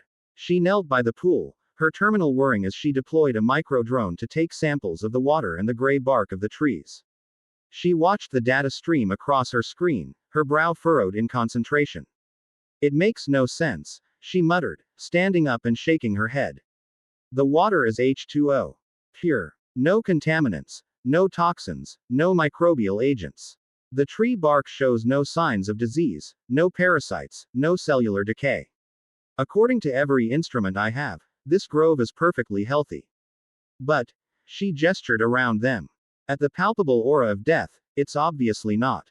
She looked at Lyra, her scientific certainty shaken. My tools cannot measure this. My science cannot explain it. Your science measures the vessel. But not the spirit within, Lyra said gently. The water is still water, but it has forgotten how to sing. The trees are still wood, but they have forgotten the path of the sap. This corruption cannot be burned away, or washed away, or cut away. It can only be displaced. It must be overwhelmed by a song so powerful, so resonant, so pure with the energy of life, that the silent CE is broken and the grove remembers itself. Her luminous violet eyes turned to Naruto. A song like the one your blood sings, when it is not screaming for war. Naruto stared at the black spring. He could feel the oppressive emptiness emanating from it. It was a void, a spiritual black hole. The thought of pouring his own energy into that void was terrifying. It could drain him completely, leave him a husk. But he also looked at Lyra's face, at the absolute faith in her eyes. She did not see a weapon to be used. She saw a cure. How? He asked, his voice barely a whisper. Everything I've been taught was how to focus my energy to destroy. Then you must unlearn, Lyra said softly. Destruction is the focusing of energy to a single point. Creation is the release of energy, without expectation, without control. It is an offering. You do not command the grove to heal. You must invite it to share in your own life. Come, let us listen for your song. For the next day, Lyra did not train him. She guided him. She led him to a small, secluded meditation platform overlooking a sheer drop into a sea of clouds. There, she taught him to breathe. She taught him to extend his senses beyond the physical. To feel the flow of nature energy around him, the life force of the mountain itself. She encouraged him to reach inside, not to the raging inferno of Kurama's power, but to the deep, steady, life-giving wellspring of his Uzumaki heritage. Your mother's clan was a river of life, she murmured, her voice a calming mantra. They could create chains of pure spirit. They could heal with a touch. That is your blood right, not the anger of the Chinook. Feel the river, Naruto. Not the rage. He struggled at first. His chakra was a weapon, honed for combat. To release it without purpose felt wrong, wasteful, dangerous. But under her gentle guidance, he slowly began to feel it. A warmth in his veins that was different from the heat of his battle rage. It was a steady, pulsing glow, a quiet hum of immense vitality. He reached deeper, and for the first time in a long time, he felt Kurama stir within him, not with anger, but with a deep, rumbling curiosity. The great Biju, a being made of pure nature energy, recognized the truth in Lyra's words. He did not interfere, but Naruto felt a subtle, supportive surge of pure yang energy, the essence of life and creation, flow from the seal, reinforcing his own. He was finally ready. He returned to the blighted grotto, Alara and Lyra watching from a safe distance. He walked to the edge of the stagnant, black pool and took a deep breath, the cold, dead air filling his lungs. He felt the oppressive silence trying to invade his spirit, to quell the song he had just found. He focused on the warmth in his veins, on the memory of his mother's love, on the indomitable spirit of his clan. He held out his right hand over the water. He didn't form a blade or a tendril. He simply created a small, shallow cut on his palm with a sharpened fingernail. A single drop of his blood, dark and rich, welled up. He had used this very blood to drain the life from a man. Now, he would use it to give life back. He let the drop fall. The moment it touched the surface of the black water, it did not mix. It glowed. A brilliant, warm, golden red light erupted from the point of impact, spreading across the surface of the pool like a miniature sunrise.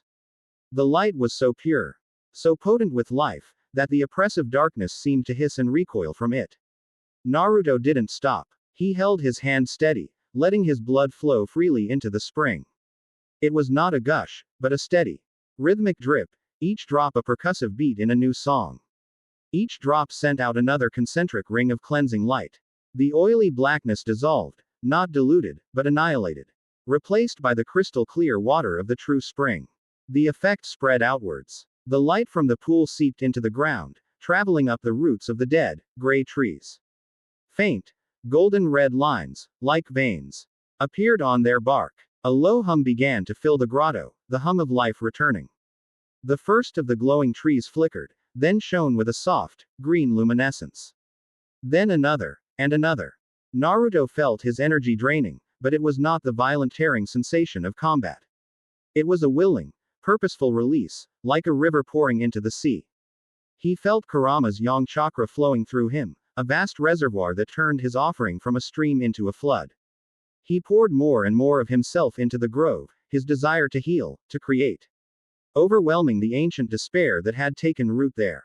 Alara watched, her scientific mind utterly silent, her instruments forgotten. She was witnessing a miracle, a fundamental act of creatio, and that defied every law of thermodynamics she had ever known. This was not science. This was Genesis. The process took nearly an hour. When it was finished, the grotto was transformed. The spring was a pool of shimmering, crystal water. So clear it seemed to be a piece of the sky itself. The trees were all glowing with a vibrant, healthy green light, their branches already beginning to sprout new, silver leaves. The air was warm, clean, and thrummed with a powerful, harmonious energy. The song had returned, stronger than ever. Naruto fell to one knee, exhausted but filled with a profound sense of peace. He looked at his hand. The cut was already healing, a testament to his own vitality. He had faced down assassins, monsters, and gods of destruction. But this act of quiet creation felt like his greatest victory. He finally understood. His blood was not a curse. It was a choice. Lyra approached him, her violet eyes shining with unshed tears of gratitude. She placed a cool, gentle hand on his shoulder. It was not a gesture of healing. He did not need it. It was a gesture of deep, spiritual communion. You have taught the mountain a new song, Naruto Uzumaki, she whispered, her voice filled with awe. A song of defiance, of resilience, of life reborn from chaos. She smiled, a radiant expression of pure joy. And in turn, you have finally learned to hear your own. He looked up at her, and in that moment, a bond was forged, a connection that transcended words and alliances. In this serene, ageless priestess, this listener of the world's song, the outcast had found his spiritual anchor. Chapter 4 End. Chapter 5. A Summit of Vipers and Kings. In the tranquil aftermath of the mountain's healing, a fragile peace had settled over Naruto. He spent his days in quiet contemplation with Lyra, learning to feel the subtle flows of nature's chakra, while Alara worked tirelessly, attempting to build a scientific framework for the spiritual phenomena she had witnessed. It was a period of rest and understanding, a necessary balm for a soul weary of conflict. But the world beyond the whispering peaks did not rest. It churned with fear and ambition, and its currents would not allow UCH a significant anomaly as Naruto Uzumaki to remain in blissful isolation. The news arrived, as it so often did in the modern age, as a stream of encrypted data. Alara, having finally found a way to establish a secure, untraceable link to the global networks, brought the information to him on a holographic display. They're calling it the 5K Plus Summit, she announced, her tone a mixture of clinical analysis and grim concern. Hosted by the Land of Iron. Officially, the agenda is to discuss the proliferation of rogue technology and the destabilizing influence of non-state actors. Her emerald eyes met his over the glowing screen. Unofficially, the primary topic of conversation is you. Naruto looked at the list of attendees. The 5 great shinobi villages, the daimyo of every major nation. Delegates from tech states like Ethelgard, and observers from countless smaller powers. It was a gathering of the world's shepherds, all coming together to discuss the wolf that had appeared in their flock. His immediate, visceral reaction was rejection. I'm done with their politics, he said, his voice flat. Their summits and treaties are just a civilized way to sharpen their knives before the next war. Let them talk. Quote, to ignore them is to cede the narrative, Alara countered, her pragmatism a sharp, logical force. Right now, you are a ghost story, a monster they can use to justify new weapons, new alliances, new restrictions. To be truly free of their systems, you must first understand how they intend to move against you. This is the single greatest intelligence gathering opportunity we will ever have. He was about to argue further when Lyra entered their chambers, moving with her characteristic silent grace. She had not seen the report, but her luminous violet eyes held a distant, troubled light. A great convergence is coming, Naruto, she said, her voice soft but resonant with certainty. I have seen it in the flow of the great song. All the threads of the present age are being drawn to a single point, to the land of steel and snow. A tapestry will be woven there, or it will be torn asunder. A choice will be made, not by the many, but by the few. And a fulcrum, upon which the coming age will turn, must be present. You are that fulcrum. Naruto looked from Alara's logical plea to Lyra's mystical warning. The scientist and the seer, two opposing paradigms, were in perfect agreement. He was a creature of action, and the thought of voluntarily walking into a den of politicians made his skin crawl. But they were right. To remain hidden was to remain a pawn. A justification for the machinations of others. To control his own destiny, he had to face the world he had abandoned. Fine, he sighed, the single word heavy with resignation. But we do it on my terms. I will not be a target on a stage. Alara's lips curved into a triumphant, strategic smile. I can fabricate credentials. A low-level diplomatic aide from a neutral city-state. Unimportant. Invisible. A ghost in the machine. Tetsugakure, the capital of the Land of Iron, was a city forged from discipline and philosophy. It sat in a high-altitude valley, a stark jewel of black wood. Polished steel nestled amidst snow-dusted peaks. There were no vibrant colors here, save for the shocking pink of the cherry blossom trees, meticulously cultivated in serene, raked gravel gardens. The petals fell like soft, transient snow, a reminder of life's fragile beauty in a city built on the unyielding principles of Bushido. The air was thin, cold, and clean, smelling of mountain ice and the faint metallic tang of the samurai's forges. Samurai in heavy, traditional armor patrolled the streets, their movements precise, their faces impassive behind menacing mempo masks. Their every step was a testament to a culture of rigid order.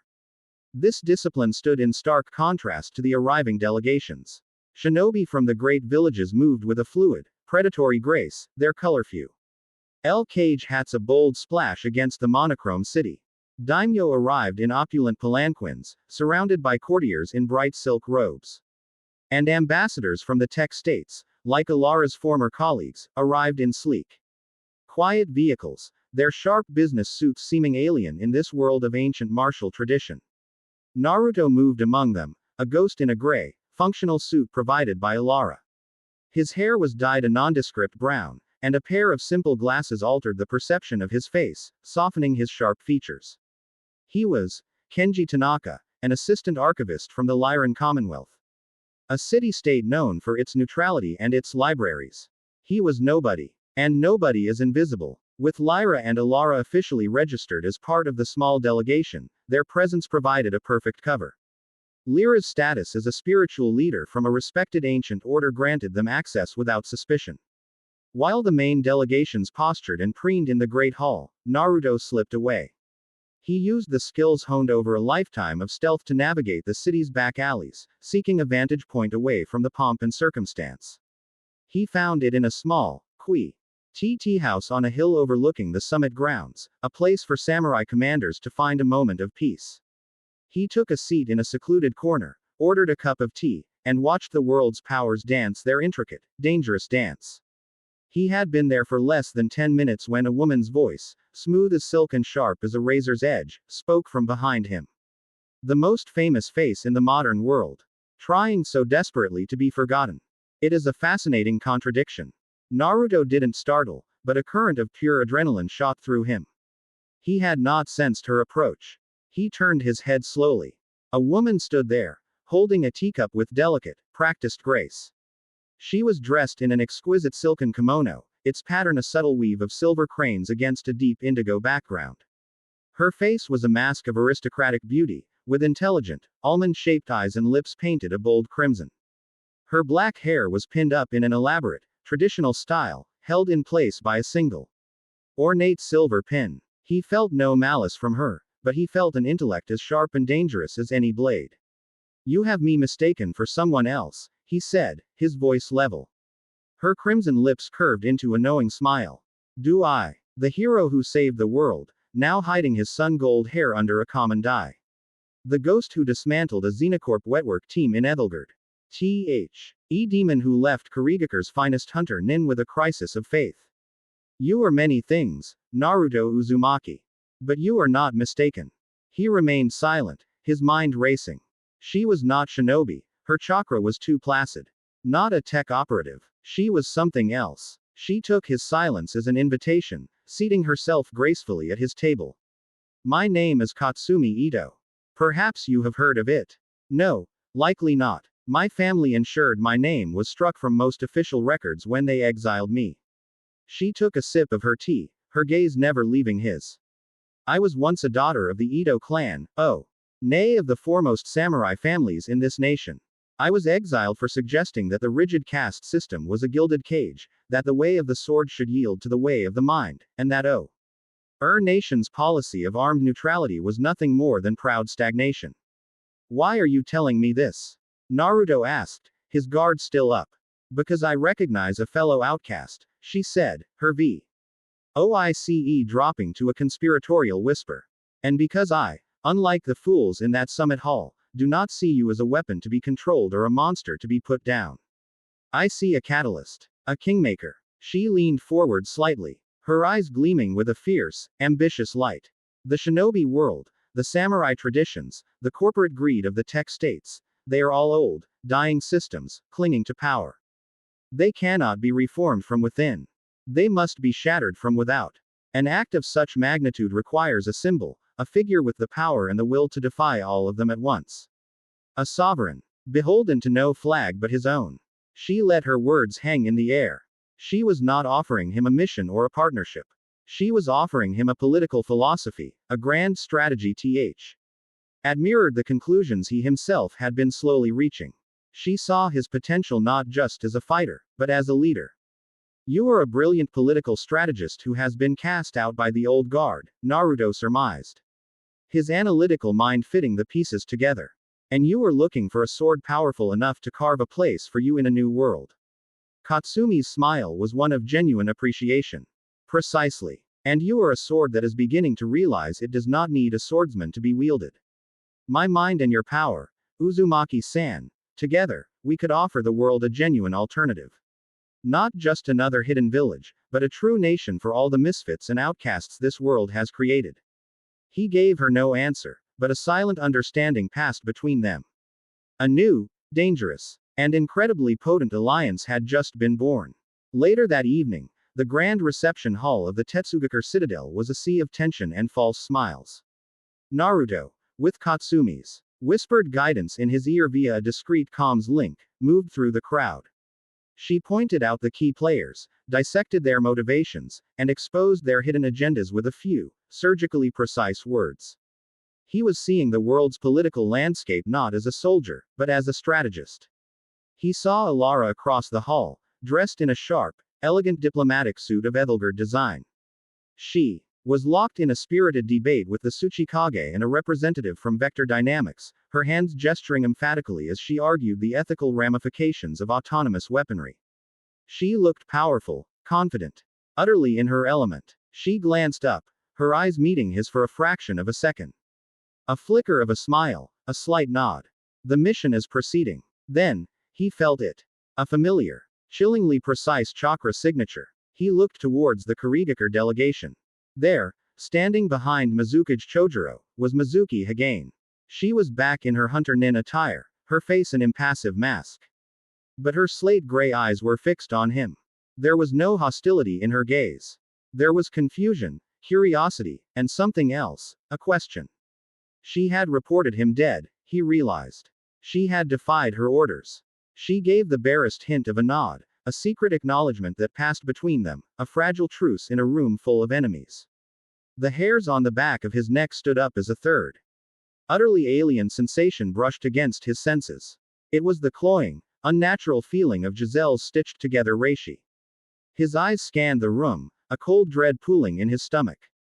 He found her near the buffet tables.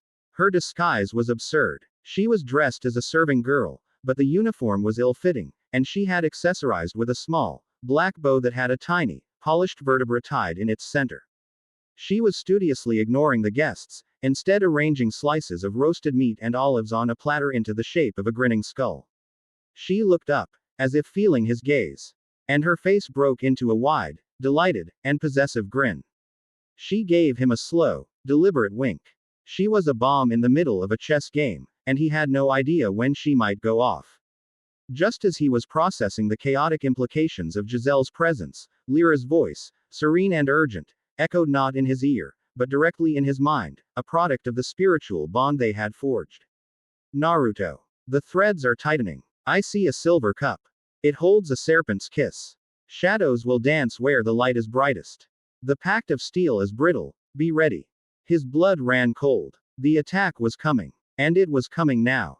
At the head of the hall, on a raised dais, General Mifune, the legendary, stoic leader of the Land of Iron, stepped up to a podium. His presence commanded immediate silence. He began to speak, his voice a low, gravelly rumble that filled the hall with the weight of honor and tradition. We gather here today not as rivals, but as guardians of a fragile peace. Naruto's senses exploded outwards. Lyra's vision was a key. The silver cup. He saw a servant, his face slick with sweat, approaching the dais with a single, ornate silver sake cup on a lacquered tray. A serpent's kiss. Poison. Shadows will dance. His eyes scanned the rafters and balconies. He spotted them, shimmering, almost invisible distortions in the air. At least 3 assassins using advanced light-bending stealth technology. The pact of steel is brittle. The target was Mifune. His death on this neutral ground would shatter the summit and plunge the nations into a maelstrom of accusation and paranoia. There was no time for a plan. There was only time for action. He was the unseen conductor, and his unwilling, unknowing orchestra was spread across the hall. He activated the multi-channel comms link Alara had designed for him. His voice was a calm, low whisper, delivered to each of them in the same instant.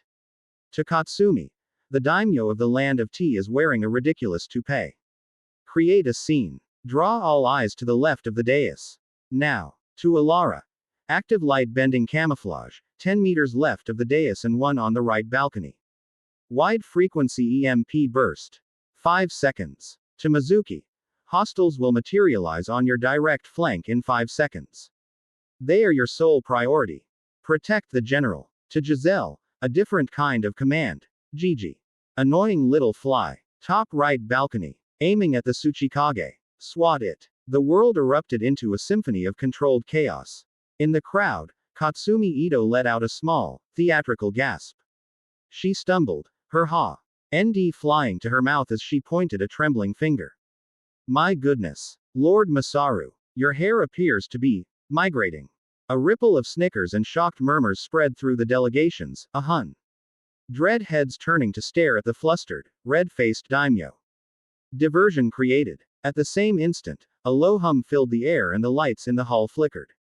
3 figures, clad in black, featureless armor, shimmered into existence, their stealth fields collapsing as Alara's EMP burst washed over them. They were not expecting to be seen. They were certainly not expecting the gray-eyed Kiri hunter nin who was already moving. Mizuki was a phantom, her ninjutsu a whisper of steel. She exploded into motion, her movements a blur of lethal efficiency. Before the assassins could even raise their weapons, she was among them. Her blade deflecting a strike at Mifune, her elbow striking a throat, a powerful kick sending another stumbling back into the stunned samurai guards. On the balcony, a 4th assassin, who had been aiming a small, wrist-mounted launcher at the Tsuchikage to sow further chaos, grunted in surprise. A perfectly roasted piece of pork, bone and all, had struck his launcher with impossible force, shattering the mechanism. He looked down to see the serving girl, Giselle, giving him a lazy, bored wave before returning to her morbid food art. In the midst of the uproar, a ghost moved through the chaos. Naruto flowed through the panicked crowd, unseen, unnoticed. He reached the dais just as the terrified servant offered the poisoned sake to Mifune. Naruto's hand brushed past the tray, a single crimson drop of his own blood falling from his fingertip into the silver cup. The potent, life-giving energy of his Shinsei Ketsuki instantly and utterly neutralized the complex toxin. At the same time, his other hand shot out, striking the servant's neck in a precise nerve cluster. The man's eyes rolled back and he collapsed, unconscious. It was over in less than 30 seconds. General Mifune stood untouched. The visible assassins were surrounded by samurai, Mizuki's blade still humming. The political fallout was already beginning, but the attack had been thwarted with an impossible, almost comical efficiency. But it had not gone unnoticed. Mifune's sharp eyes had seen the Kiri girl move before the threat was even visible. Chojuro had seen his best hunter, Nin, act with a speed that suggested precognition. And from a dark corner of the hall, Jugram Hashwolf, an observer from a minor northern territory, lowered a wine glass, his analytical eyes having missed nothing. He had seen the scientist, the samurai, the hunter, and the strange girl act in perfect, in spoken unison, all while the unassuming diplomatic aide moved through the center of it all. It was not a series of accidents. It was a coordinated defense. Before anyone could put the pieces together, Naruto and his court were gone. They slipped out through separate exits, melting back into the city's shadows. The invisible threads that had connected them in the chaos pulling them towards a single, predetermined safe house. They gathered in a stark, soundproofed room in a small inn, arranged by Katsumi. The 5 women who had, minutes before, saved the world from a new war, stood in a room together for the first time. A scientist who believed in logic. A strategist who believed in power. A hunter who had lost her faith. A zombie who believed in possession. And a priestess who believed in harmony. They were a collection of contradictions, an impossible alliance of outcasts. And they were all looking at the man in the center of the room, who was calmly removing his glasses and wiping the brown dye from his hair, revealing the brilliant, sun-gold blonde beneath. He had not asked them for help. He had not requested their aid. In the moment of crisis, he had commanded them. And they, the most independent and dangerous women in the world, had obeyed without question. The summit was in turmoil. The old powers were scrambling, pointing fingers and searching for a phantom enemy. They did not understand that the true outcome of the night's events was not the saving of a general. It was the birth of a new kingdom. Right under their noses. Chapter 5 End. Chapter 6. An invitation in white and blue. The Safe House, a nondescript noodle shop in the lower districts of Tetsugakure. Procured by Katsumi's remaining underworld contacts, was thick with the silence of a held breath. The events of the summit reception hours earlier had settled upon them, a tangible weight in the air. 5 disparate women, a coalition born of crisis, now studied each other in the dim light of a single paper lantern. Alara had a datapad propped against a crate of soy sauce, her fingers tracing the fragmented security footage she'd managed to pull, her brow furrowed in analytical concentration. Katsumi stood by the window, a silhouette against the moonlit, snow-dusted rooftops, her mind clearly spinning 1,000 political webs from the night's chaos. Mizuki sat in a shadowed corner, methodically cleaning her ninjutsu, her movements a quiet, repetitive ritual that did little to hide the storm of conflict in her eyes. Lyra was seated in a meditative posture, her breathing even, her presence a pool of calm in the tense room. Naruto was the center of their orbits. He had just finished explaining the catalyst for his actions, Lyra's vision, and the almost instinctive way he had directed them. He had given them the highest compliment he could. He had trusted their competence implicitly, without question or hesitation. The political fallout will be extensive, Katsumi murmured, her gaze distant. Mifune owes his life to a collection of phantoms. Konoha and Kiri will have noted Mizuki's actions. Ethelgerd will be investigating the source of the EMP. And someone, somewhere, will be trying to identify the woman who weaponized a roast pig. A flicker of a smile touched her lips. They will search for a conspiracy. A hidden organization. They will not conceive of the truth. That it was simply us. The Quincy will have observed as well, Naruto added, his tone grim. He'd felt the cold, analytical gaze from the shadows of the hall. Giselle's presence confirms they have an interest. They will not let this go. As if summoned by his words, a section of the deepest shadow in the corner of the room seemed to ripple. To peel away from the wall. It wasn't a jutsu. It felt slicker, more unnatural. From the fissure of darkness, Giselle Gewelle stepped into the room, a cheerful, unconcerned smile on her face. She brushed a non-existent piece of dust from her ridiculous serving girl uniform. Hiya, she chirped, as if she had simply walked in through the front door.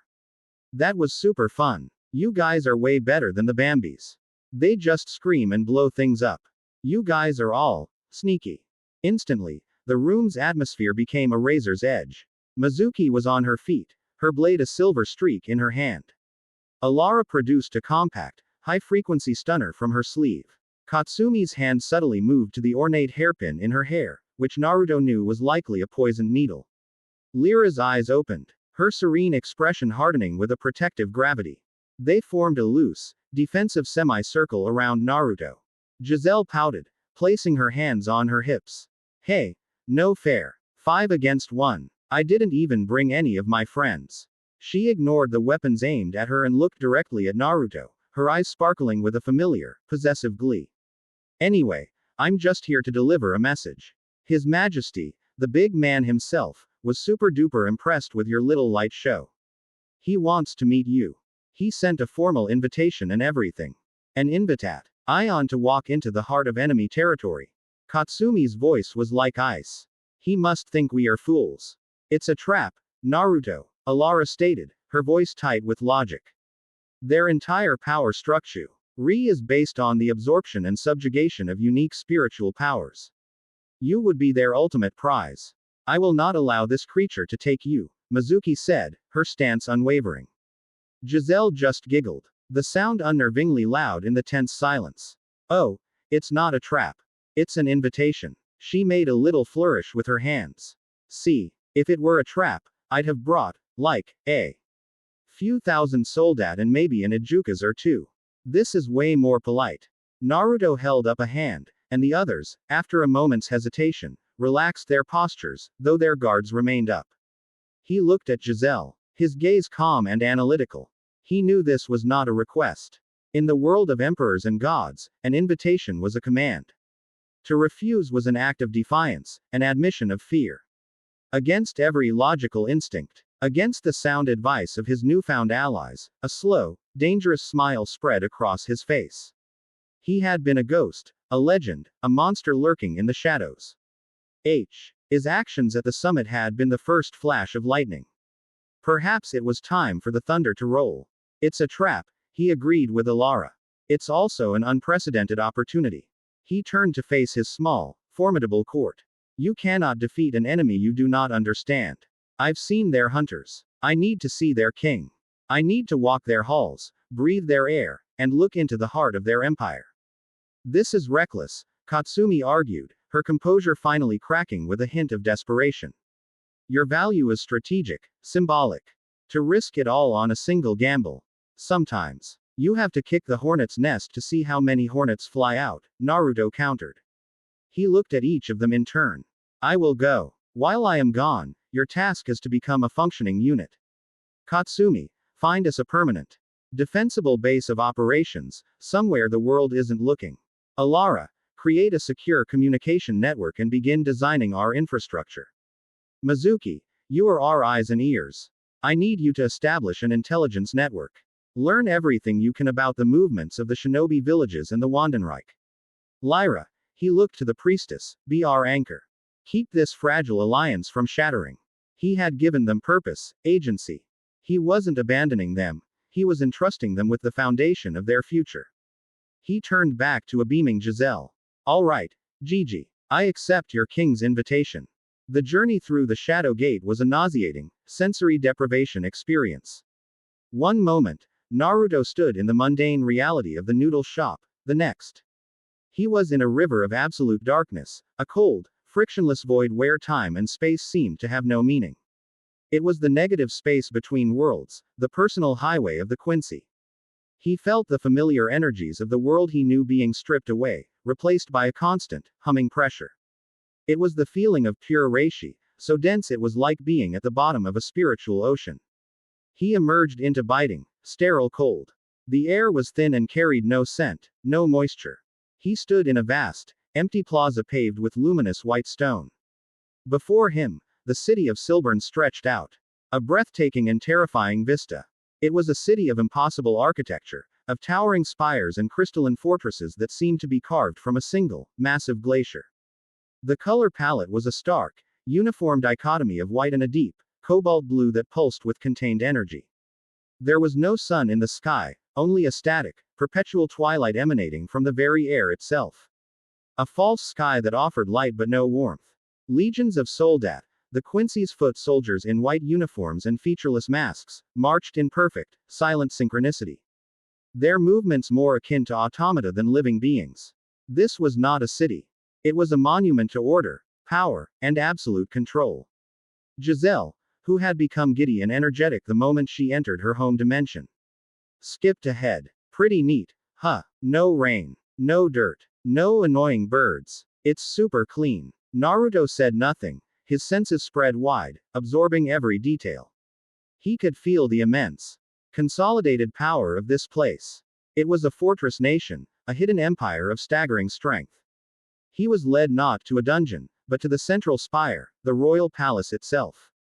The one room was a place of oppressive scale, designed to make any visitor feel insignificant.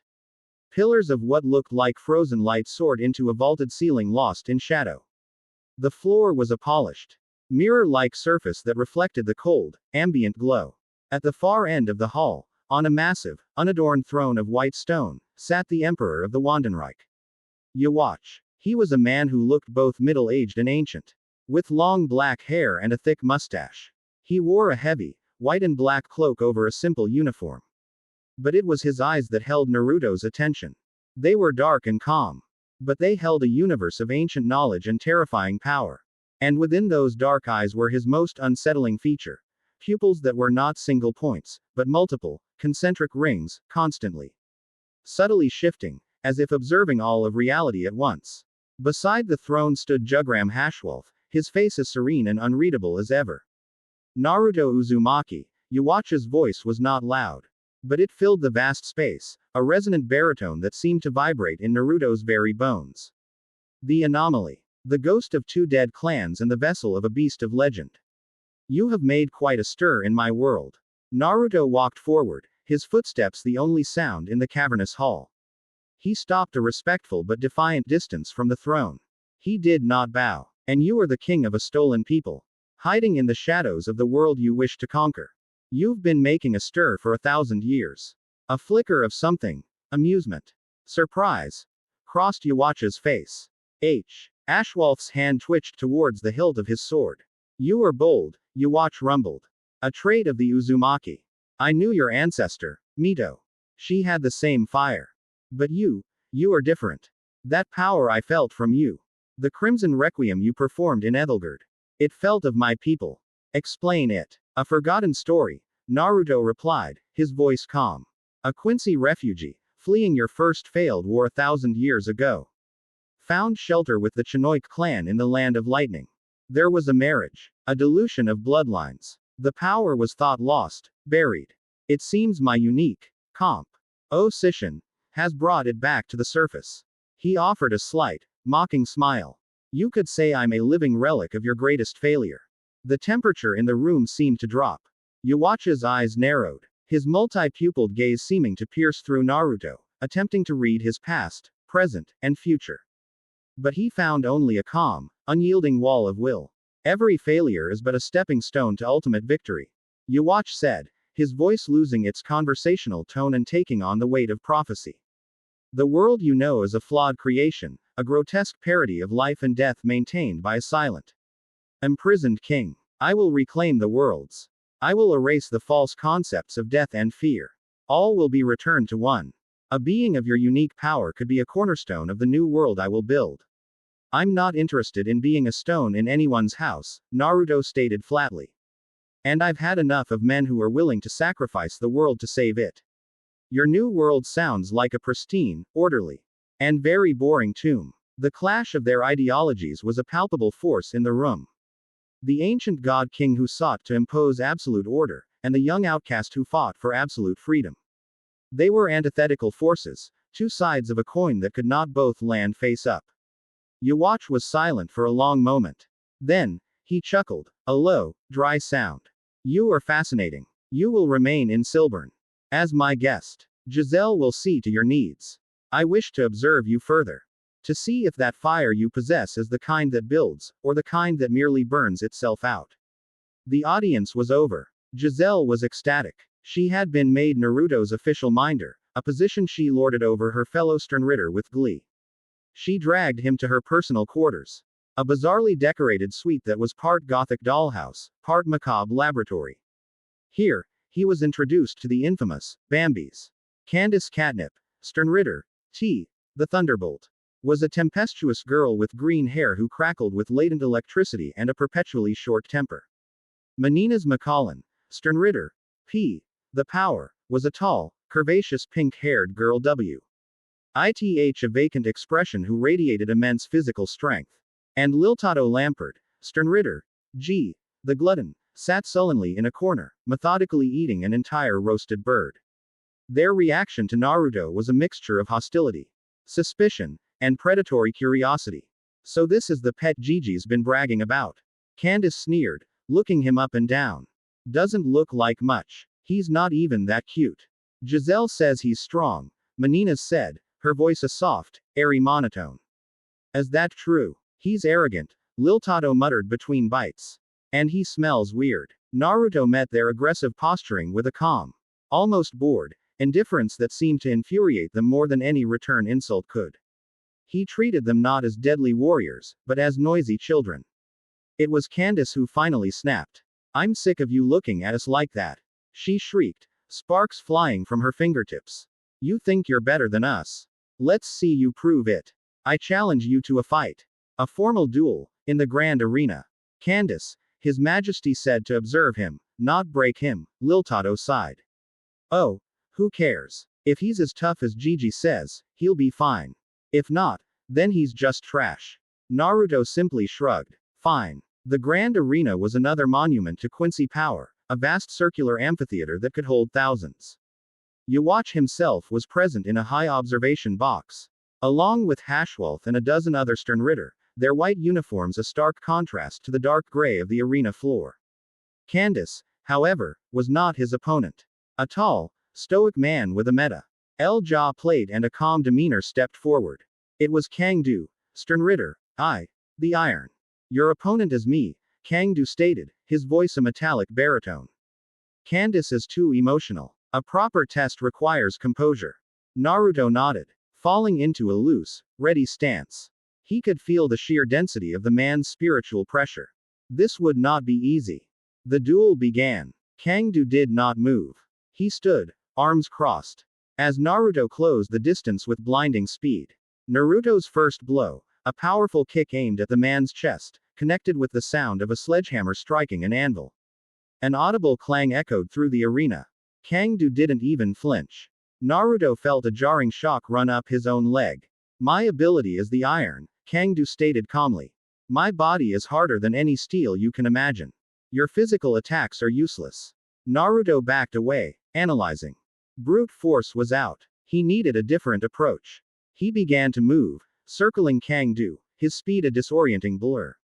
He didn't attack. Instead, he let his blood seep from his pores, creating a fine, almost invisible crimson mist that slowly began to fill the air around his opponent.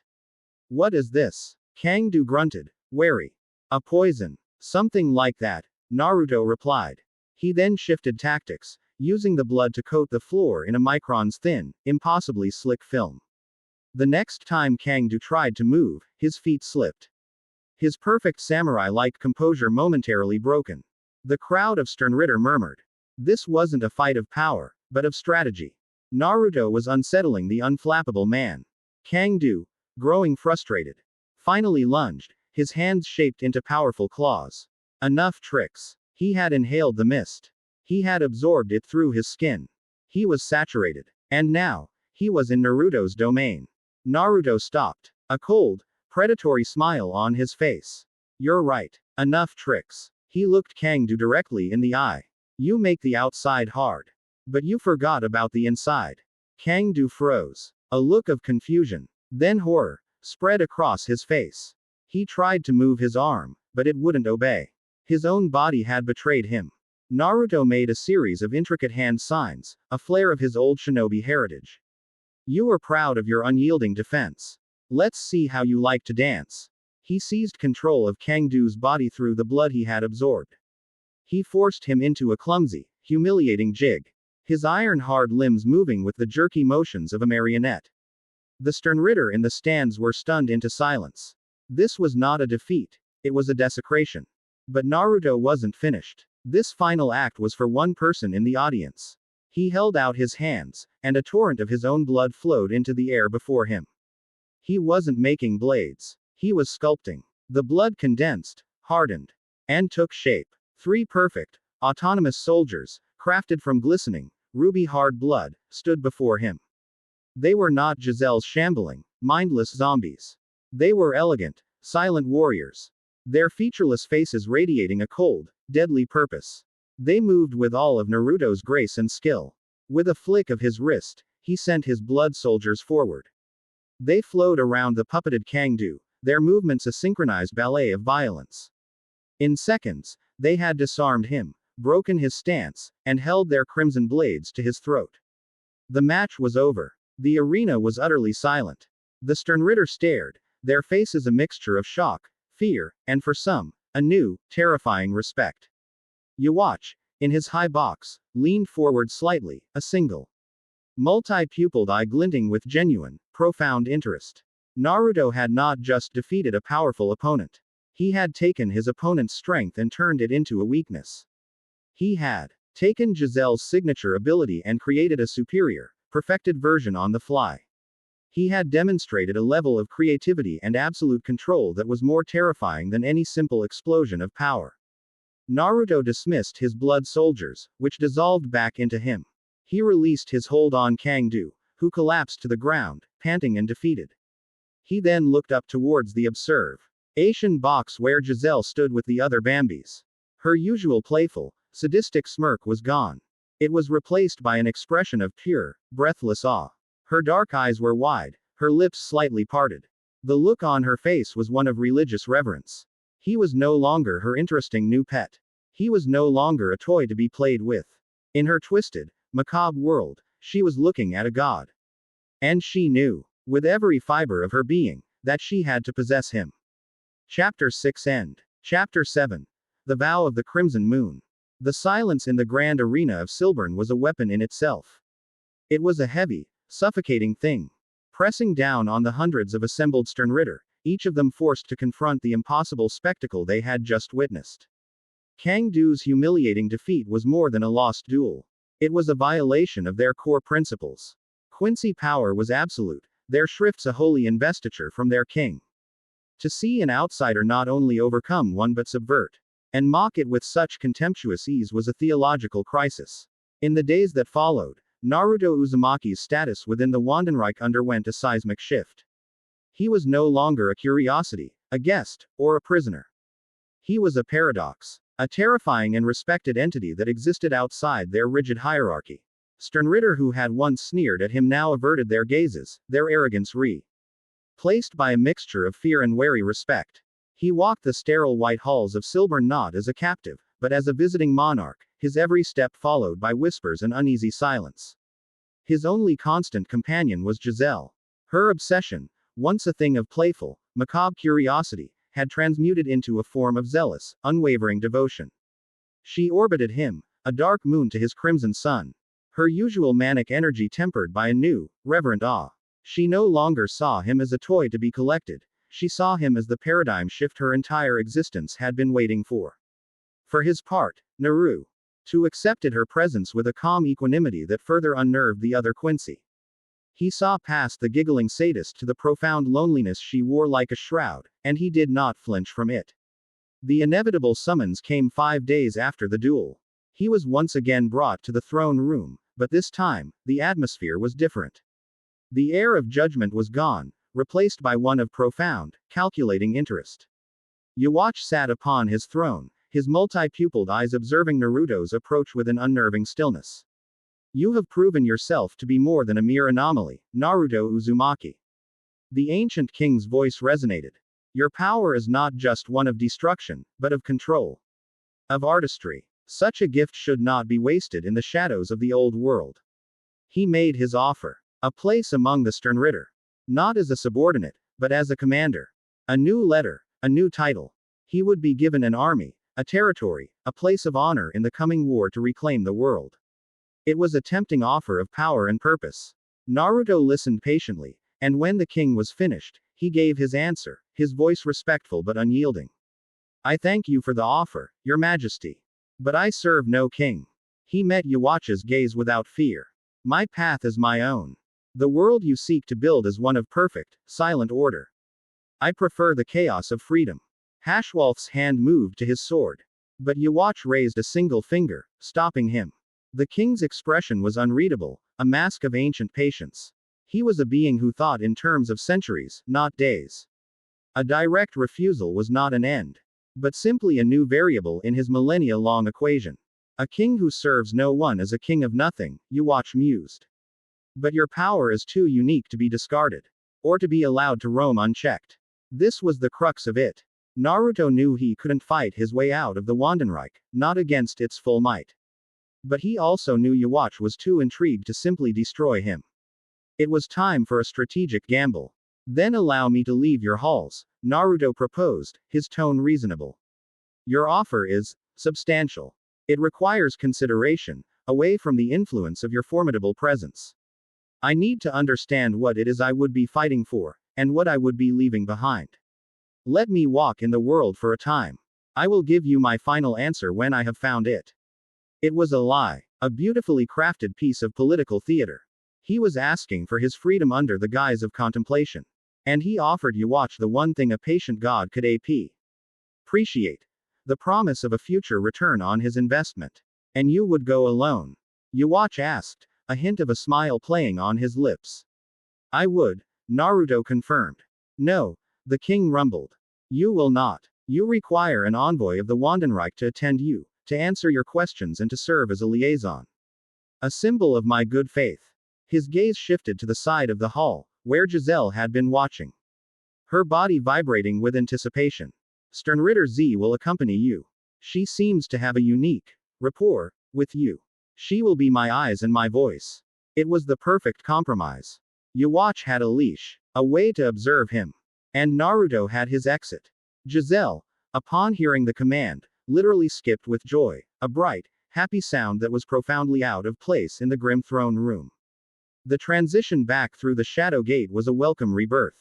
They emerged not into the confines of the safe house, but onto a windswept, sun-drenched cliff overlooking a churning, turquoise sea.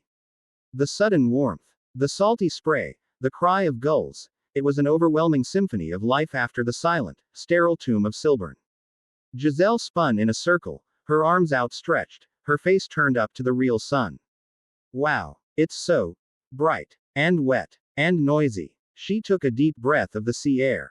It smells alive. She then looked at a passing seagull with a thoughtful, hungry expression that suggested her definition of alive was somewhat different from the norm.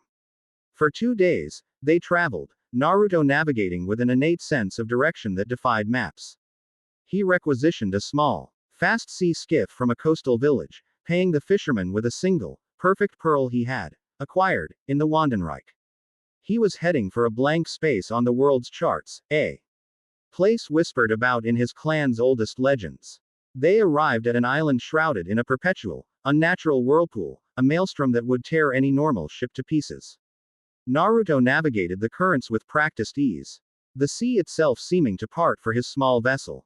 They landed on a beach of black volcanic sand. Before them, rising from a verdant, overgrown jungle, were the ruins of an ancient and powerful civilization.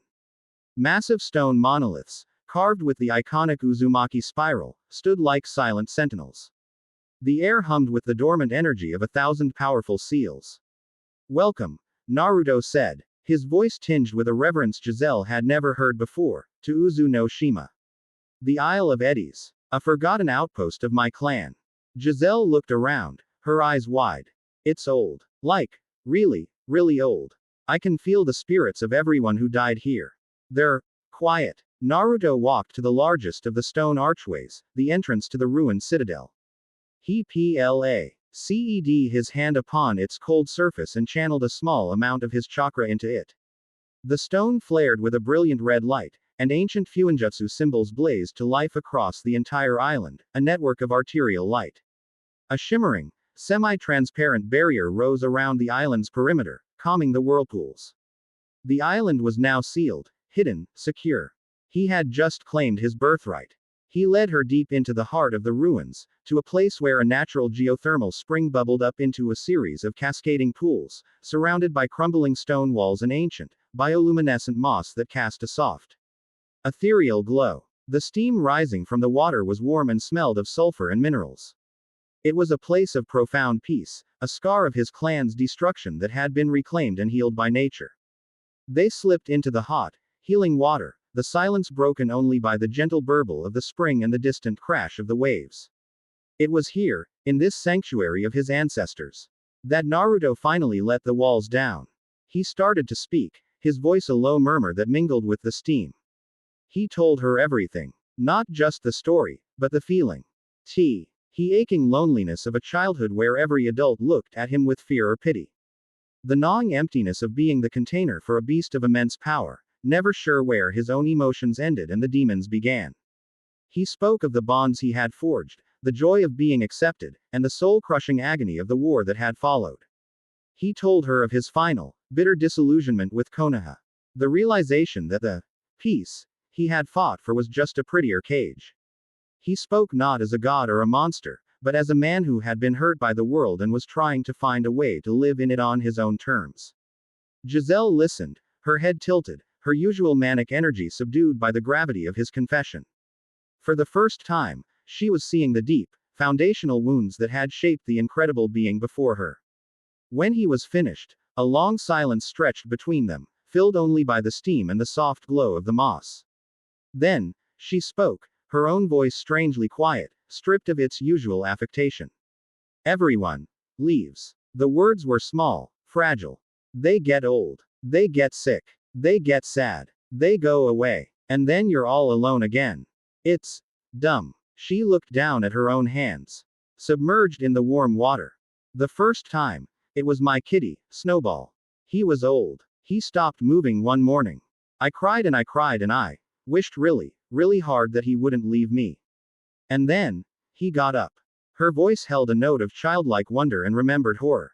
He wasn't the same. He was leaky. And he smelled bad. And he didn't purr anymore. But he was there. He didn't leave. She looked up at Naruto, her dark eyes wide and shining with a terrifyingly pure, twisted logic. I got better at it. My power. It's not to hurt people. It's to make them stay.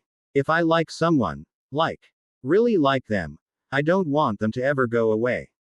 Being a zombie is better than being gone forever, right? They can be my friend forever and ever. They won't get old or sick. They'll just be with me.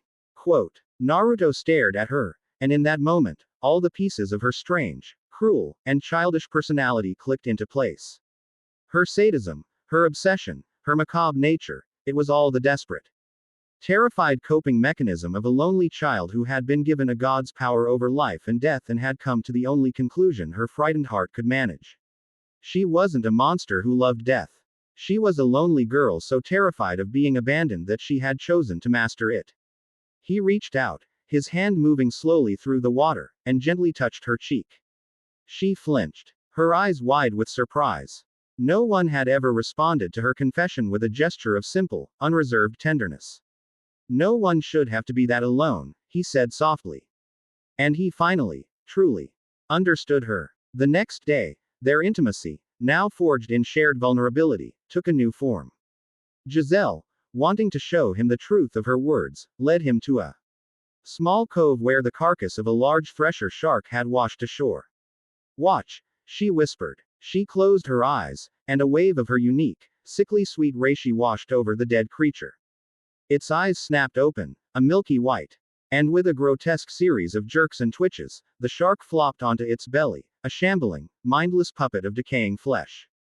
It reeked of death and moved with a horrifying, unnatural gait. See, it's here. But it's dumb. Naruto watched, not with revulsion, but with the same analytical curiosity he had shown in the arena. Your power reanimates the vessel, but it cannot restore the pilot. The spirit is gone, so you are left with an empty shell. He recalled the duel with Kangdu, the feeling of his blood flowing through another's veins. Let's try something. He walked to the shambling shark. Infuse it again. But this time, don't try to command it. Just keep the connection open. Giselle obeyed, her reishi flowing into the corpse. Naruto then placed his hand on the creature's rough, dead skin. He focused, letting his own blood seep from his palm, not as a weapon, but as a medium. The crimson energy flowed into the zombie, intertwining with Giselle's blue-tinged reishi. The effect was instantaneous and staggering. The shark's jerky movements smoothed out. Its milky eyes cleared, replaced by a focused, intelligent red glow. It lifted its head, its movements no longer puppet-like, but fluid and deliberate. It felt aware. Tell it to move to that rock, Naruto instructed. Sharky. Go to the pointy rock, Giselle said, pointing. The shark, which previously could barely shamble, moved with a silent, predatory grace. It slithered across the sand and came to a perfect stop beside the designated rock, turning its head to await the next command. Giselle gasped, her hands flying to her mouth. How? It's listening. It's not dumb anymore. My blood is a conduit for my will, for my own life essence, Naruto explained, a look of dawning realization on his face. Your power creates the hardware, an empty vessel. My blood provides the software, a sentient operating system. Together, we can make something new, she finished, her voice a reverent whisper. Their powers were not just compatible, they were synergistic, two halves of a terrifying and beautiful whole. He brought order to her chaos, control to her horror. It was the most profound connection she had ever experienced. That night, the moon rose over the Isle of Eddies, huge and full. A strange atmospheric haze from a distant volcanic eruption tinted its light, bathing the ancient ruins in a soft, ethereal crimson glow. The world was washed in the color of blood. They stood on the highest cliff of the citadel, overlooking the moonlit sea.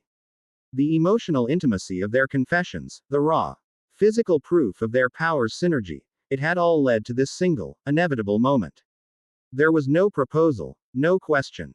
There was only a shared, silent conclusion. There is an old Uzumaki ritual, Naruto said softly, his voice carrying over the sound of the waves. Not for marriage in the way the world understands it. It is a vow for binding two souls, for making two rivers one. It is deeper than paper, more permanent than promises. He produced a small, elegant kunai from a seal on his wrist. Without hesitation, he drew a shallow, clean line across his palm. Blood, glowing faintly in the crimson moonlight, welled up. He offered the kunai to Giselle. She took it, her hand not trembling. She looked into his eyes, and he saw in their dark depths not a trace of her usual mania, but a profound, unwavering certainty. She made a matching cut on her own palm. He held out his hand. She placed hers against it, palm to palm. Their blood mixed, his vibrant, life-filled chakra mingling with her strange, death-touched reishi. A faint, warm light, both red and blue, pulsed where their hands met. I, Naruto Uzumaki, he began, his voice clear and strong, vow to be your anchor in the storm. Where you are chaos, I will be your calm. Where you fear abandonment, I will be your permanence. My blood, my life, and my will are yours to command, now and for all time. I, Giselle Gewelle, she responded, her voice trembling with an emotion he had never heard from her before. Pure, unadulterated joy, vow to be your undying loyalty. Where the world seeks to end you, I will be your eternity. Where others fade and leave, I will remain. My blood, my soul, and my death are yours to command, forever and ever. As they spoke the final words, the combined energy in their clasped hands flared. A brilliant violet light that washed over them, sealing the vow not just in word and blood, but in spirit. They were no longer two separate, lonely monsters. They were a single entity. A unified force of life and death, their souls and their powers intertwined. Under the light of the crimson moon, in the heart of his ancestors' fallen citadel, Naruto Uzumaki and Giselle Gewelle were bound. And the world, utterly oblivious, had just gained a new, terrifying, and inseparable pair of sovereigns. Chapter 7 End. Chapter 8. A coalition of misfits. The Isle of Eddies had become a nascent hub of quiet, focused revolution. In the month following their vow under the crimson moon, the Uzumaki ruin had transformed from a forgotten tomb into a clandestine sanctuary. Naruto and Giselle spent their days in a unique and often unsettling form of training, exploring the terrifying and beautiful synergy of their powers. Their bond, forged in blood and soul, allowed a level of coordination that was less like two partners and more like a single being with two bodies. He would create a golem of blood, and she would grant it a macabre form of unlife, a perfect soldier with his skill and her resilience. It was a partnership that defied all known forms of combat. Their idyllic isolation, however, was a temporary luxury. The world was still turning, and the seeds they had planted at the summit were beginning to bear fruit. One by one, the other women arrived, drawn back to the island by a shared purpose and the invisible threads of their new allegiance.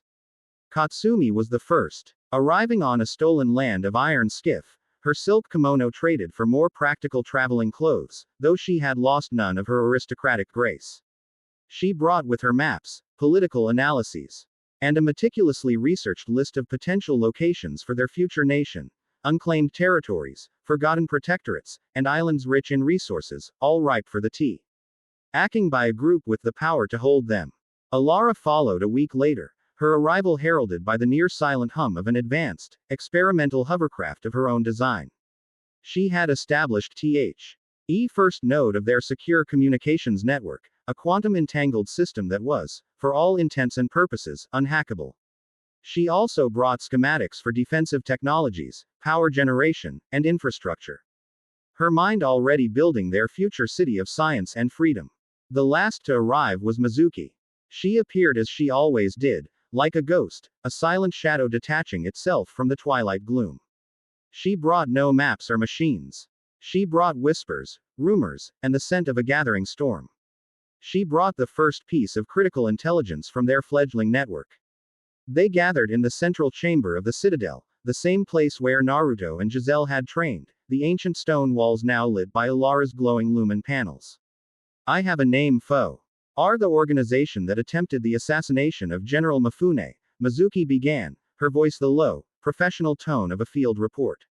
They call themselves the Unravelers. My contacts in the underworld speak of them with fear. They are not a mercenary group. They are a death cult, an anarchist movement with a singular, terrifying ideology. Which is? Katsumi prompted, her eyes sharp with interest. They believe the current world order, the shinobi villages, the Quincy Empire, the corporate tech states, the samurai castes, are all rigid, corrupt systems that stifle the true, chaotic potential of humanity, Mizuki explained. Their goal is to acquire weapons of mass destruction, not to rule, but to shatter these systems completely. To unravel civilization and return the world to a state of primal conflict where only the strong survive. A nihilistic and strategically naive worldview, Alara commented, pushing her glasses up. But one that could cause catastrophic damage in the short term. Their membership is their greatest strength, Mizuki continued, her gaze finding Naruto's. They are a coalition of outcasts, much like ourselves. Ex-Root Anbu who know Konoha's secrets. Quincy deserters who fled the Wandenreich but retained their powers. Rogue scientists from states like Ethelgard. They are a mirror image of our own group, but one twisted by nihilism instead of a desire to build something new. She unrolled a map on the stone table. And I know their next target. An ancient city in the heart of the great Anvasian desert, a place called Ozymandia. Legend says it holds an artifact of immense power. Known only as the heart of the Sandsea. As Mizuki finished, Alara's datapad chimed. She looked down, her eyes widening. My God. My deep network surveillance drones just picked up a massive, anomalous energy spike from those same coordinates. The Unravelers are not just going there. They are already there, and they are trying to activate something. A profound, chilling silence fell over the chamber as Lyra, who had been meditating in the corner, spoke for the first time. Her voice was a pained whisper. It is screaming. All eyes turned to her. From across the world, I can feel it. A power that was meant to give life to a desert has been woken from its slumber, and it is being tortured. It is a song of immense power being twisted into a shriek of oblivion. The conclusion was instantaneous and unanimous. The motivations of each woman, once disparate, now converged on a single point on the map. Katsumi saw a strategic asset that could not be allowed to fall into the hands of madmen. Alara saw a unique technological power source that needed to be studied and contained. Mizuki saw a clear and present threat that had to be neutralized. Lyra felt a spiritual wound that had to be healed. And Giselle, seeing the grim, determined look on Naruto's face, simply saw their first real mission. It seems our time for planning is over, Naruto said. His voice calm but resonating with an authority that no one in the room questioned. Alara, what is our fastest route? Katsumi, give me a tactical breakdown of the likely political fallout. Mizuki, you're on point. Lyra, guide us through any spiritual interference. Giselle, he looked at his partner, a silent understanding passing between them. Get ready to cause some trouble. He was no longer just an outcast. He was a commander. And his coalition of misfits was about to go to war. The great Anvasian desert was a merciless, sun-scorched hell. The heat was a physical entity, a crushing weight that warped the very air into shimmering waves. The sun was a white, hateful eye in a bleached blue sky, and the endless sea of orange dunes seemed to stretch into infinity, offering no landmark, no shelter, no hope. Alara's hovercraft got them to the desert's edge, but the fine, abrasive sand and the extreme heat were wreaking havoc on its sensitive systems. They were forced to proceed on foot. Alara's cooling suit was working overtime. Katsumi's usual elegance was replaced by a grim, sweat-soaked determination. Lyra seemed almost immune, her inner serenity a shield against the oppressive environment. Giselle, a creature of shadow and cold, was utterly miserable. It's too bright, she whined, using one of her zombified sea birds as a makeshift parasol. And it's so empty. There's nothing dead here. It's all just hot, stupid sand. Only Naruto and Mizuki seemed unaffected. Mizuki's Kiri training had prepared her for survival in any environment, her endurance legendary. And Naruto, with his Uzumaki vitality and Kurama's vast energy reserves, was a human furnace who simply could not be overwhelmed by the external heat. He took point, his senses scanning the desolate landscape, easily navigating the shifting dunes. After a day of grueling travel, Mizuki, scouting ahead, found it. A vast, bowl-shaped crater, and at its center, half buried by the sands of time, was the lost city of Ozymandia. It was unlike any architecture they had ever seen.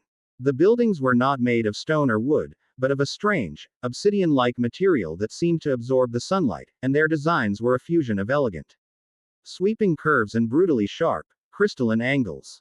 It looked as if a hyper-advanced technological civilization had tried to replicate the aesthetics of a magical one. The main entrance to the city's central pyramid was sealed by a massive, circular door made of the same obsidian material. It was covered in a complex array of glowing glyphs and intricate energy conduits. It's a combination lock, Alara breathed, her scientific curiosity overriding her exhaustion as she scanned the door with her terminal. But the lock is both technological and something else.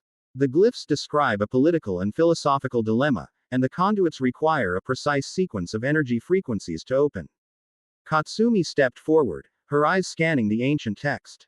It speaks of the burden of the sovereign, she read aloud. To protect the flock, the shepherd must be willing to sacrifice the one for the many.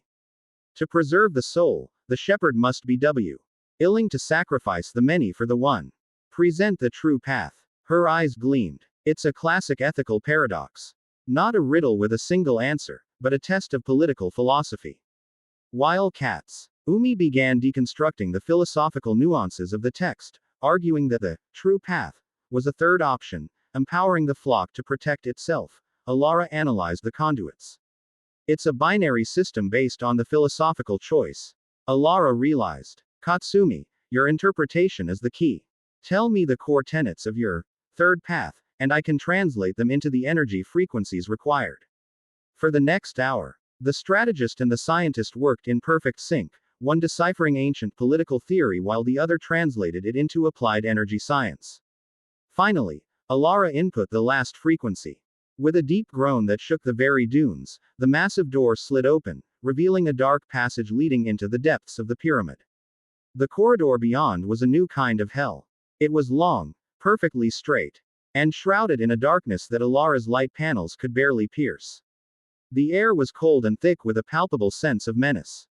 Whispers echoed from the walls, slithering into their minds, preying on their deepest fears and insecurities.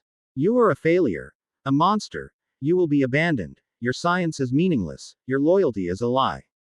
Alara cried out, clutching her head.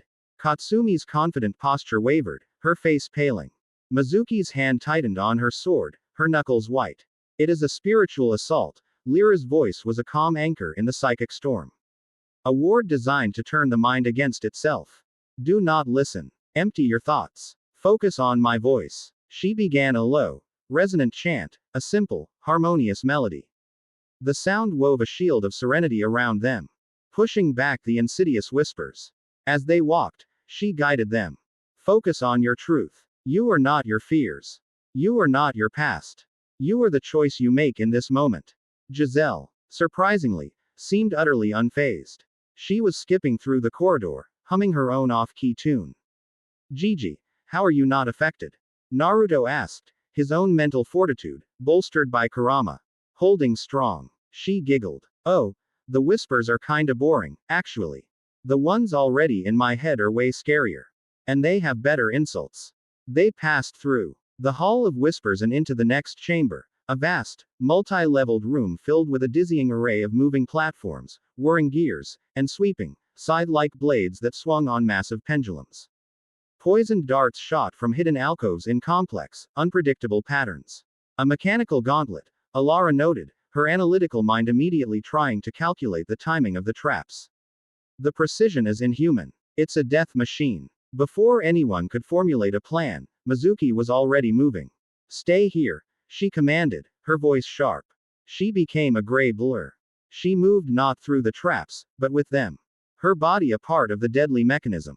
She flowed under a sweeping blade, ran along the side of a moving wall, deflected a volley of darts with a single, spinning slash of her sword.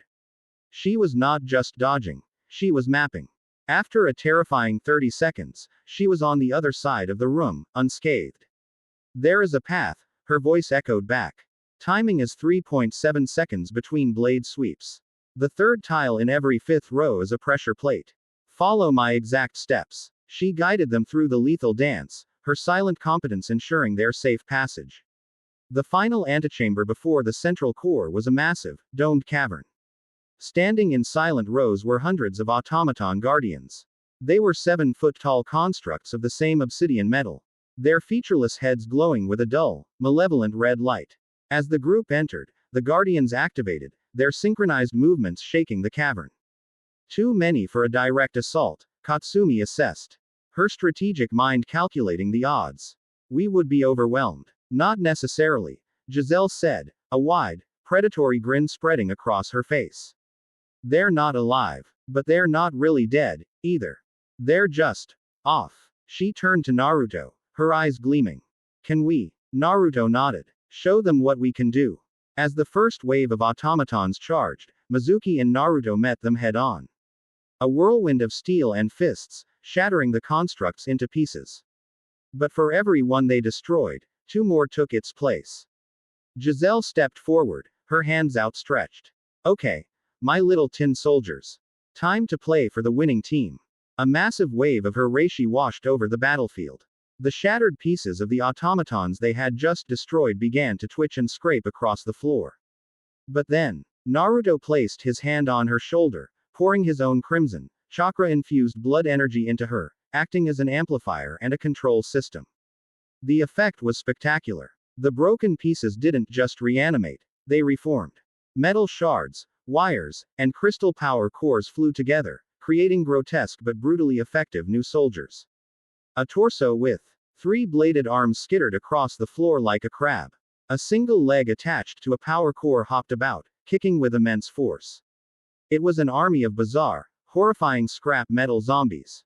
Giselle's chaotic power, focused by Naruto's will, had turned the enemy's soldiers into their own. A tidal wave of their new puppet army crashed into the remaining automaton guardians, and the cavern erupted into a cacophony of screeching metal and shattering crystals. They fought their way through the chaos, reaching the massive, sealed door at the far end of the chamber as their scrap army held the line. The door hummed with an almost unbearable amount of power. The heart is behind this door, Lyra said, her hand pressed against the humming surface, her face pale. The activation is almost complete. Alara's sensors were screaming. The energy levels are off the scale. If that thing blows, it will vaporize half this continent. The door was sealed with a complex energy field interwoven with ancient Uzumaki fuinjutsu. It's a dual-layer lock, Naruto grunted, recognizing the seal formula. I can't break the fuinjutsu while the energy field is active, and the field is powered by the fuinjutsu itself. It's a perfect loop. A loop can be broken if you can find the feedback point. Alara shouted over the din of the battle behind them. I can't break it, but I can monitor the energy flow. Naruto, when I give the signal, I need you to flood the 3rd and 7th nexus points of the seal with as much raw chakra as you can. It should create a momentary overload. It was a desperate gamble. As Alara monitored her datapad, Naruto placed his hands on the door, feeling the ancient power of his own clan turned into a cage. Now, Alara screamed. Naruto roared, pouring a torrent of his and Kurama's chakra into the specific points. The glowing glyphs on the door flared violently. For a moment, it seemed the door would explode. But then, with a deafening crack, the energy field sputtered and died. The great door slid open. They stumbled into the central chamber and froze. The room was a massive, spherical cavern. Floating in the center, held in place by crackling beams of energy, was the heart of the Sansei. It was a pulsating, crystalline sphere the size of a house, its core a churning vortex of black and gold energy that screamed with power. And they were not alone. Stand-in. On a raised platform before the heart were the elite of the Unravelers. And at their center stood their leader. He was a man with stark white hair and piercing, intelligent eyes, wearing the simple, dark robes of a scholar. He was a figure from Konoha's past, a man who was supposed to have died during the 4th Great Ninja War. Danzo's top scientist and the architect of many of Root's darkest creations. Kabuto Yakushi. He was no longer the conflicted spy, nor the grotesque dragon sage. He was something new, remade, his face calm and radiating an unnerving, zealous charisma. He turned to face them, a serene, chilling smile on his lips. He was not surprised to see them. The coalition of misfits, Kabuto said, his voice smooth and pleasant. And at your head, the sovereign of outcasts himself. I must confess, I have been looking forward to this. He gestured to the screaming artifact behind him. You are just in time to witness the dawn of a new, beautifully chaotic age. The unraveling has already begun. The heart of the Sansei pulsed violently, a wave of pure, corrupting energy washing over the chamber. The final activation sequence was beginning. Chapter 8 End. Chapter 9. The Sovereign's Gambit. The air in the heart of Ozymandia was a razor's edge of tension. The screaming energy of the artifact, the heart of the Sansei, pulsed in sickening waves, casting the vast cavern in a strobe of black and gold light. Before them stood Kabuto Yakushi, his calm, scholarly smile a grotesque counterpoint to the impending apocalypse he was orchestrating. He was no longer the slither sycophant of Orochimaru or the confused dragon sage of the 4th War. He had found a new, terrifying clarity. You see, Kabuto began, his voice echoing in the humming chamber, his hands clasped behind his back as if lecturing a class. I spent my life searching for an identity, grafting the powers of others onto myself, hoping to find a me in the collage. But the war taught me a profound truth. All systems, Konoha's will of fire, the Quincy's divine mandate, even Akatsuki's twisted peace, are merely cages. Beautiful, elaborate cages designed to limit the magnificent, chaotic potential of life itself. I am no longer seeking an identity, Uzumaki-san. I have embraced the truth. I am a catalyst. The agent of the glorious, beautiful chaos that is true freedom. The freedom to die, Naruto retorted, his eyes narrowed. His senses already mapping the battlefield. The freedom of the wolf in the sheep pen. Kabuto chuckled. Precisely. The sheep grow fat and complacent under the shepherd's care. The wolf keeps the flock strong. I will be the wolf that devours the shepherds of this world. He made a subtle gesture, and his elite guard, the Unravelers, moved. They were a horrifying menagerie of rogue power. A hulking cyborg with a chakra cannon for an arm charged forward. A pair of twin shinobi, Their skin pale and their movements unnervingly serpentine, blurred into motion. A Quincy deserter formed a bow of crackling. Unstable reishi, aiming it at Alara. Engage. Naruto's command was not a shout, but a sharp, clear note that cut through the noise. His coalition moved as one. The cavern erupted into a maelstrom of controlled violence. Mizuki became a phantom of gray steel, her ninjutsu flashing as she intercepted the twin shinobi, her precise, lethal style a perfect counter to their fluid attacks. She was a scalpel dissecting a pair of vipers. Beside her, Giselle was a force of pure, joyous chaos. She met the charging cyborg head-on, not with her own strength, but with a horde of her newly formed scrap zombies from the previous chamber, which swarmed the massive construct, their metal claws tearing at its wiring with gleeful abandon. His cannon is powered by a condensed chakra core. Alara shouted from the back line, her datapad already analyzing the enemy's tech. She deployed a series of floating drones that projected a shimmering, hexagonal energy shield, absorbing a volley of energy blasts. Katsumi, his targeting system is primitive. It prioritizes the largest energy signature. Lyra, can you mask us? Katsumi's voice was calm, her strategic mind processing the variables. Force him to target a single point. I will try, Lyra responded, her hands forming a complex seal. A soft, blue aura enveloped them, dampening their chakra signatures, making Hem appear as ghosts to the cyborg's sensors. Only Giselle's chaotic, reishi-fueled army remained a bright beacon. The cyborg, its logic scrambled, focused all its fire on the very zombies that were tearing it apart. While his court handled the fodder, Naruto moved, a crimson and gold blur, directly towards Kabuto. The true battle was between the two sovereigns, the would-be king of chaos and the reluctant king of outcasts. Your blood is a fascinating anomaly, Kabuto mused, his body swaying and contorting to evade Naruto's initial taijutsu barrage. His flesh seemed to flow like liquid, making physical strikes almost useless. But like any biological system, it has weaknesses. He spat a stream of viscous, acidic liquid. Naruto dodged, the acid hissing as it ate into the crystalline floor. A simple alteration in pH. And your control should collapse. The fight was a clash of paradigms. Naruto's raw, instinctual mastery of his power against Kabuto's cold, scientific deconstruction of it. Naruto formed blood whips. Kabuto countered with high-frequency sound waves from emitters in his palms, disrupting their cohesion. Naruto launched hardened blood spears. Kabuto's body flowed around them, sealing itself instantly. He was a creature of immense knowledge, his sage mode granting him the precognition to counter every move. Naruto was being pushed, forced to be more creative, more ruthless, than ever before. He was gaining ground, his sheer power and Uzumaki stamina beginning to wear down Kabuto's tricks, but the heart of the Sansei behind them was pulsing faster, the entire cavern beginning to shake violently. Far away, in Konoha, the atmosphere in the Hokage's office was just as volatile. Kakashi slammed his hand on his desk, his usual languid demeanor completely gone, replaced by a cold, quiet fury. You did what? He demanded, his single eye boring into the wizened faces of Homura and Kaharu. We acted on standing intelligence from root archives, Homura stated, his voice dry as old parchment. A weapon of the first Hokage's era, a threat to the entire continent. With your attention focused on diplomacy, we felt it was our duty to act decisively. You went behind my back. Kakashi's voice was dangerously low. You dispatched a Black Ops unit, loyal only to you, into neutral territory. This is not decisiveness. This is the same shadow politics that nearly destroyed us.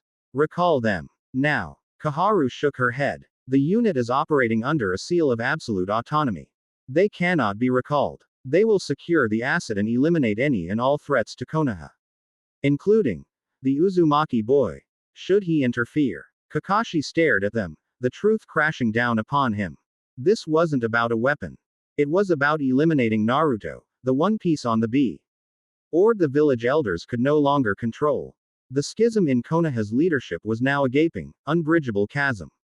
In the frozen twilight of Silburn, Yuwatch watched the battle unfold in a shimmering, circular mirror of reishi. Hashwolf stood silently by his side. Kabuto Yakushi plays his part with admirable enthusiasm, Hashwolf commented. Our intelligence whispers guided him to the artifact perfectly. He is a useful fool, Yhwach rumbled, his gaze fixed on Naruto's struggling form. A rabid dog to test the lion's strength. But the test is incomplete. His multi-pupiled eyes narrowed. The flies from Konoha are arriving. It is time for my own observers to become participants. He gave a quiet, unspoken command. Quilge. The asset is ripe for the taking. Remind the world why they once feared the shadows. And show the Uzumaki boy the price of defying a god. In a staging area deep within the Wandenreich, Sternritter, J. Quilge Opie, a man defined by his harsh, militaristic zeal, received the order. He smiled grimly. Gewelle, Your Majestat. Behind him, a legion of 5,000 soldats stood at perfect attention. A shadow gate tore open reality before them. Back in Ozymandia, as Naruto finally landed a solid blow, sending Kabuto skidding across the floor, the battle reached its tipping point. Naruto's team had dismantled the last of the Unraveler's elite guard. Victory was within their grasp. But Kabuto, wiping a trickle of blood from his lip, began to laugh.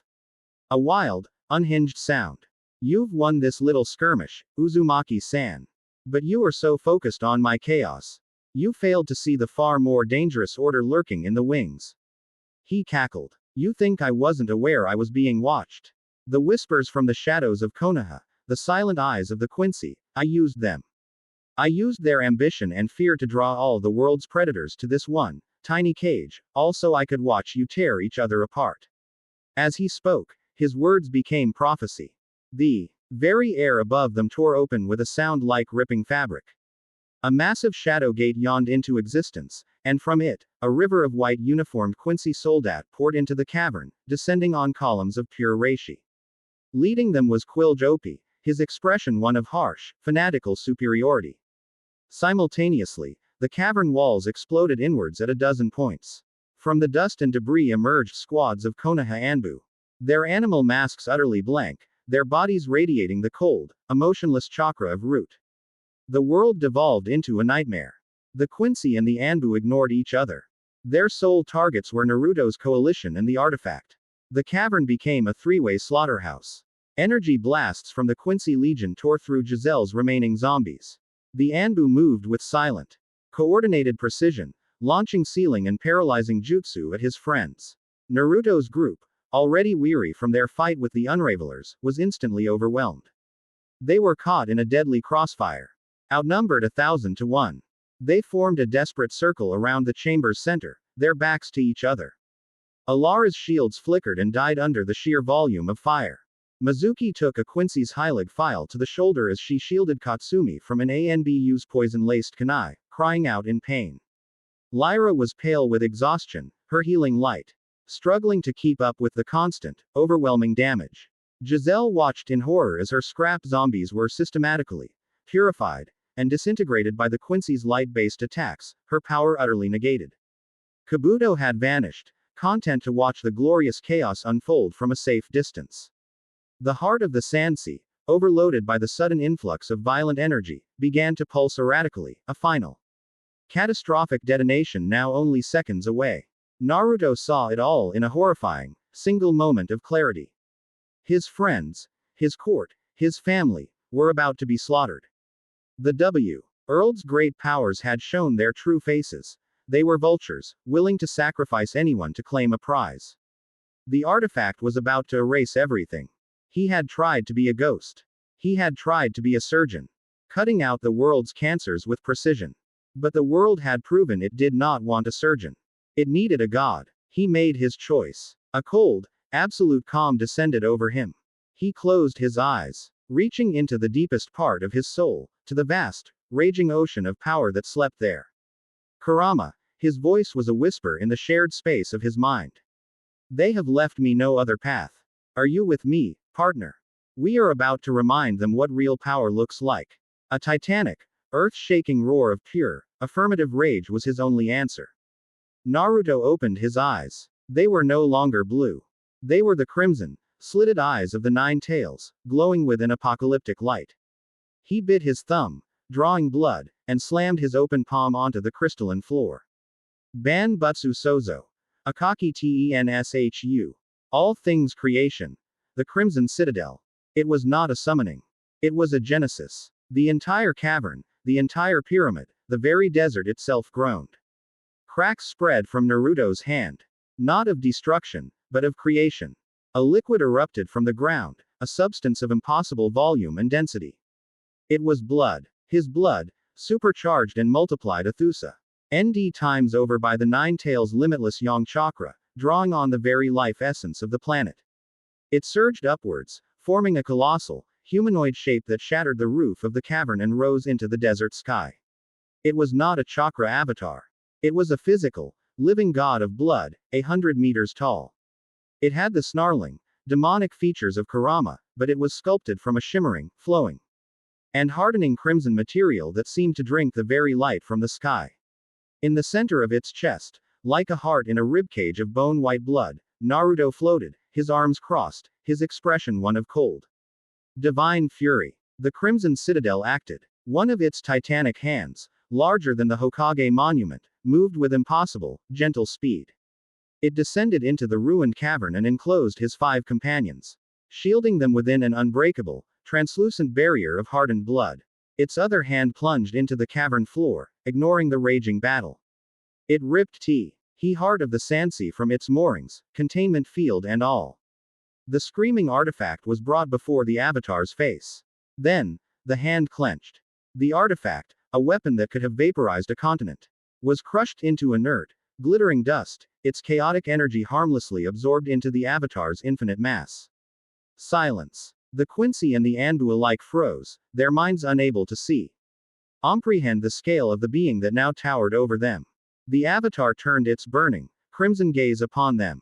And then it spoke. Its voice was Naruto's, amplified into a divine, resonant boom that rolled across the desert and, through a controlled, global pulse of chakra, was broadcast into every communication device, every military radio, every television on the planet. You who hide on THR. Ones of shadow and in councils of hypocrisy, the voice of the blood god declared to the entire world. You have mistaken my desire for peace for a lack of strength. For years, I have hidden from your petty games. But you have hunted me. You have threatened those under my protection. And you have forced my hand. The Avatar raised a hand, and the sky above the desert darkened, choked with clouds of swirling blood. This is my one and only warning. The world you squabble over is now under my watch. Stay in your borders. Tend to your people. Cease your shadow wars and your political machinations. The age of hidden villages and silent empires is over. The voice dropped to a final, terrifying promise. Or the next time we meet, I will unmake you. The Crimson Citadel unleashed a single, silent pulse of pure, overwhelming spiritual pressure. It was not an attack. It was a decree of absolute dominance.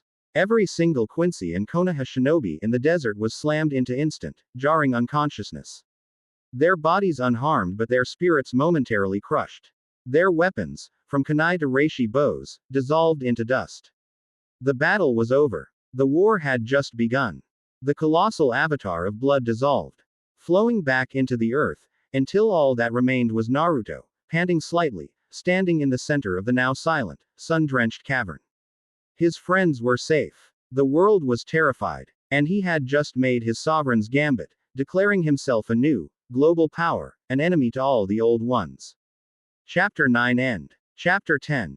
Dawn of the Crimson Kingdom. The world held its breath.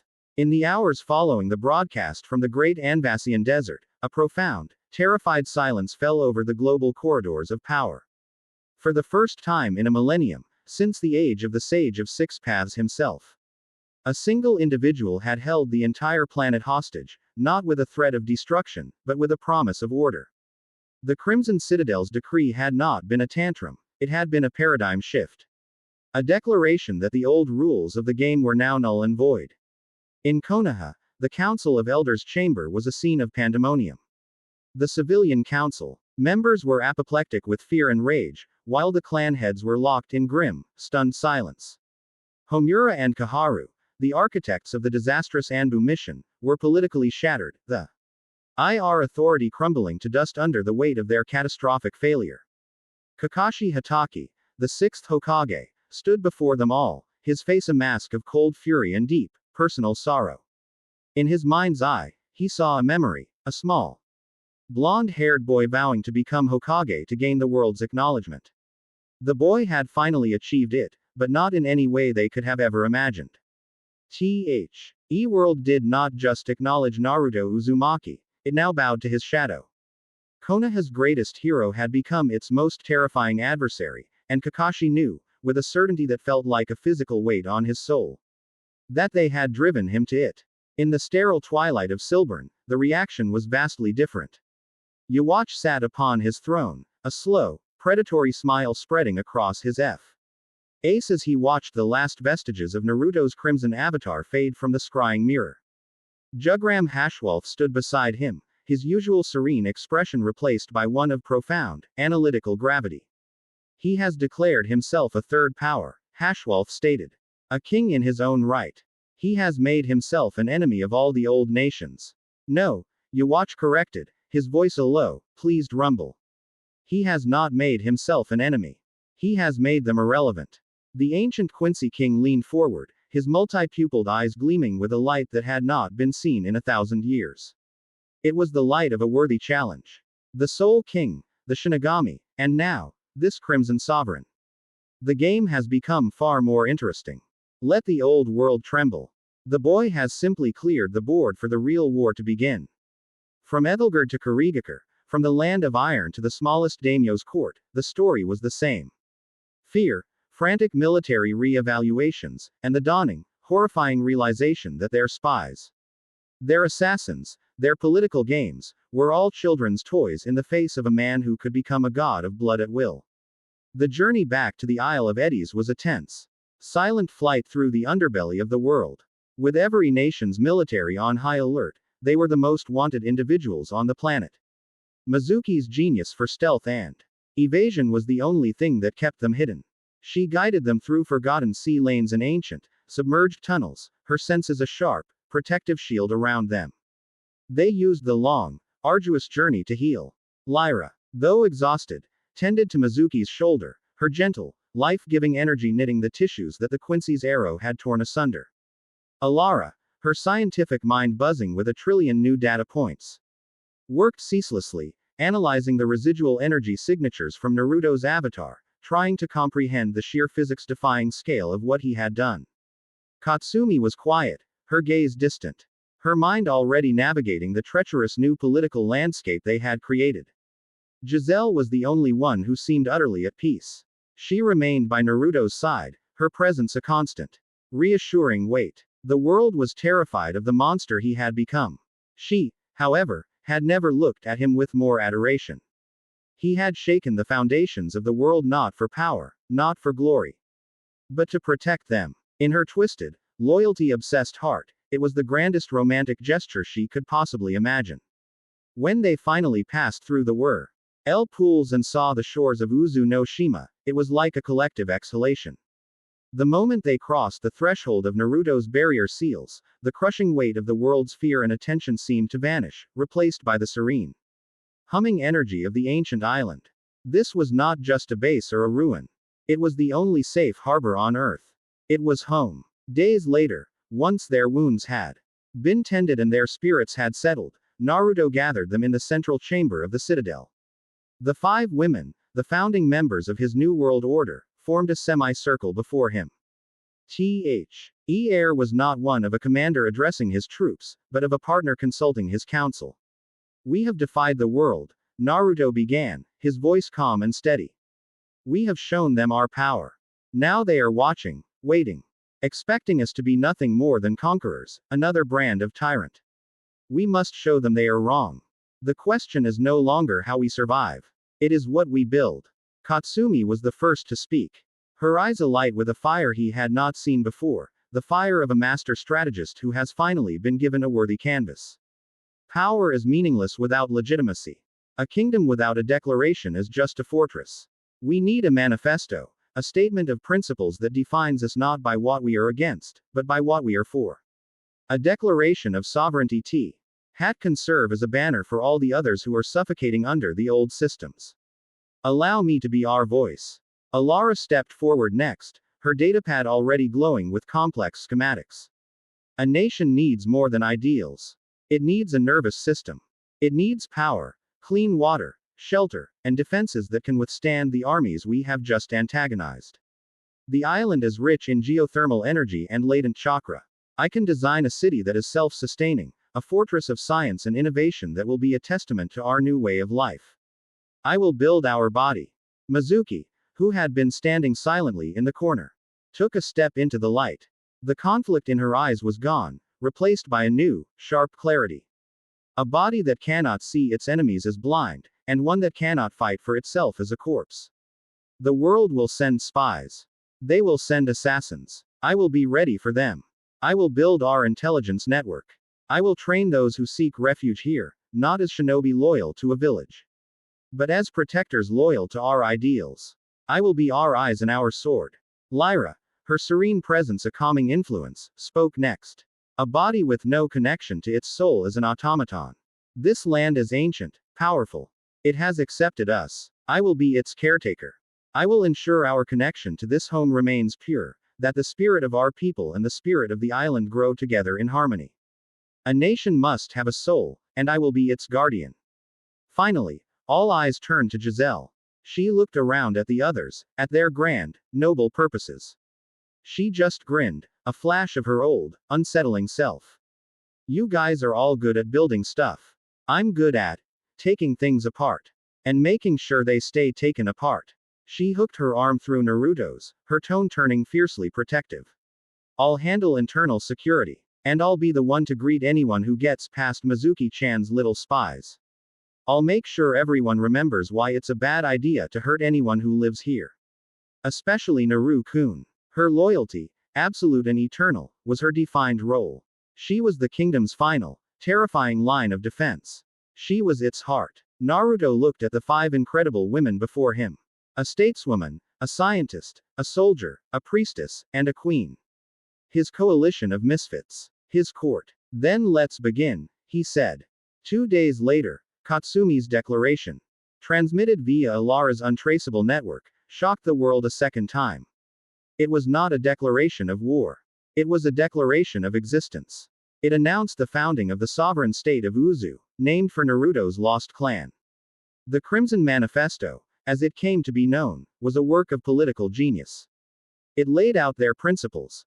A haven for all outcasts, shinobi, Quincy, samurai, or civilian. A nation free of inherited castes and corporate greed. A meritocracy where an individual's worth was defined by their character and skill, not their bloodline. A state whose military exist for the sole purpose of defending its own, with no ambition for conquest.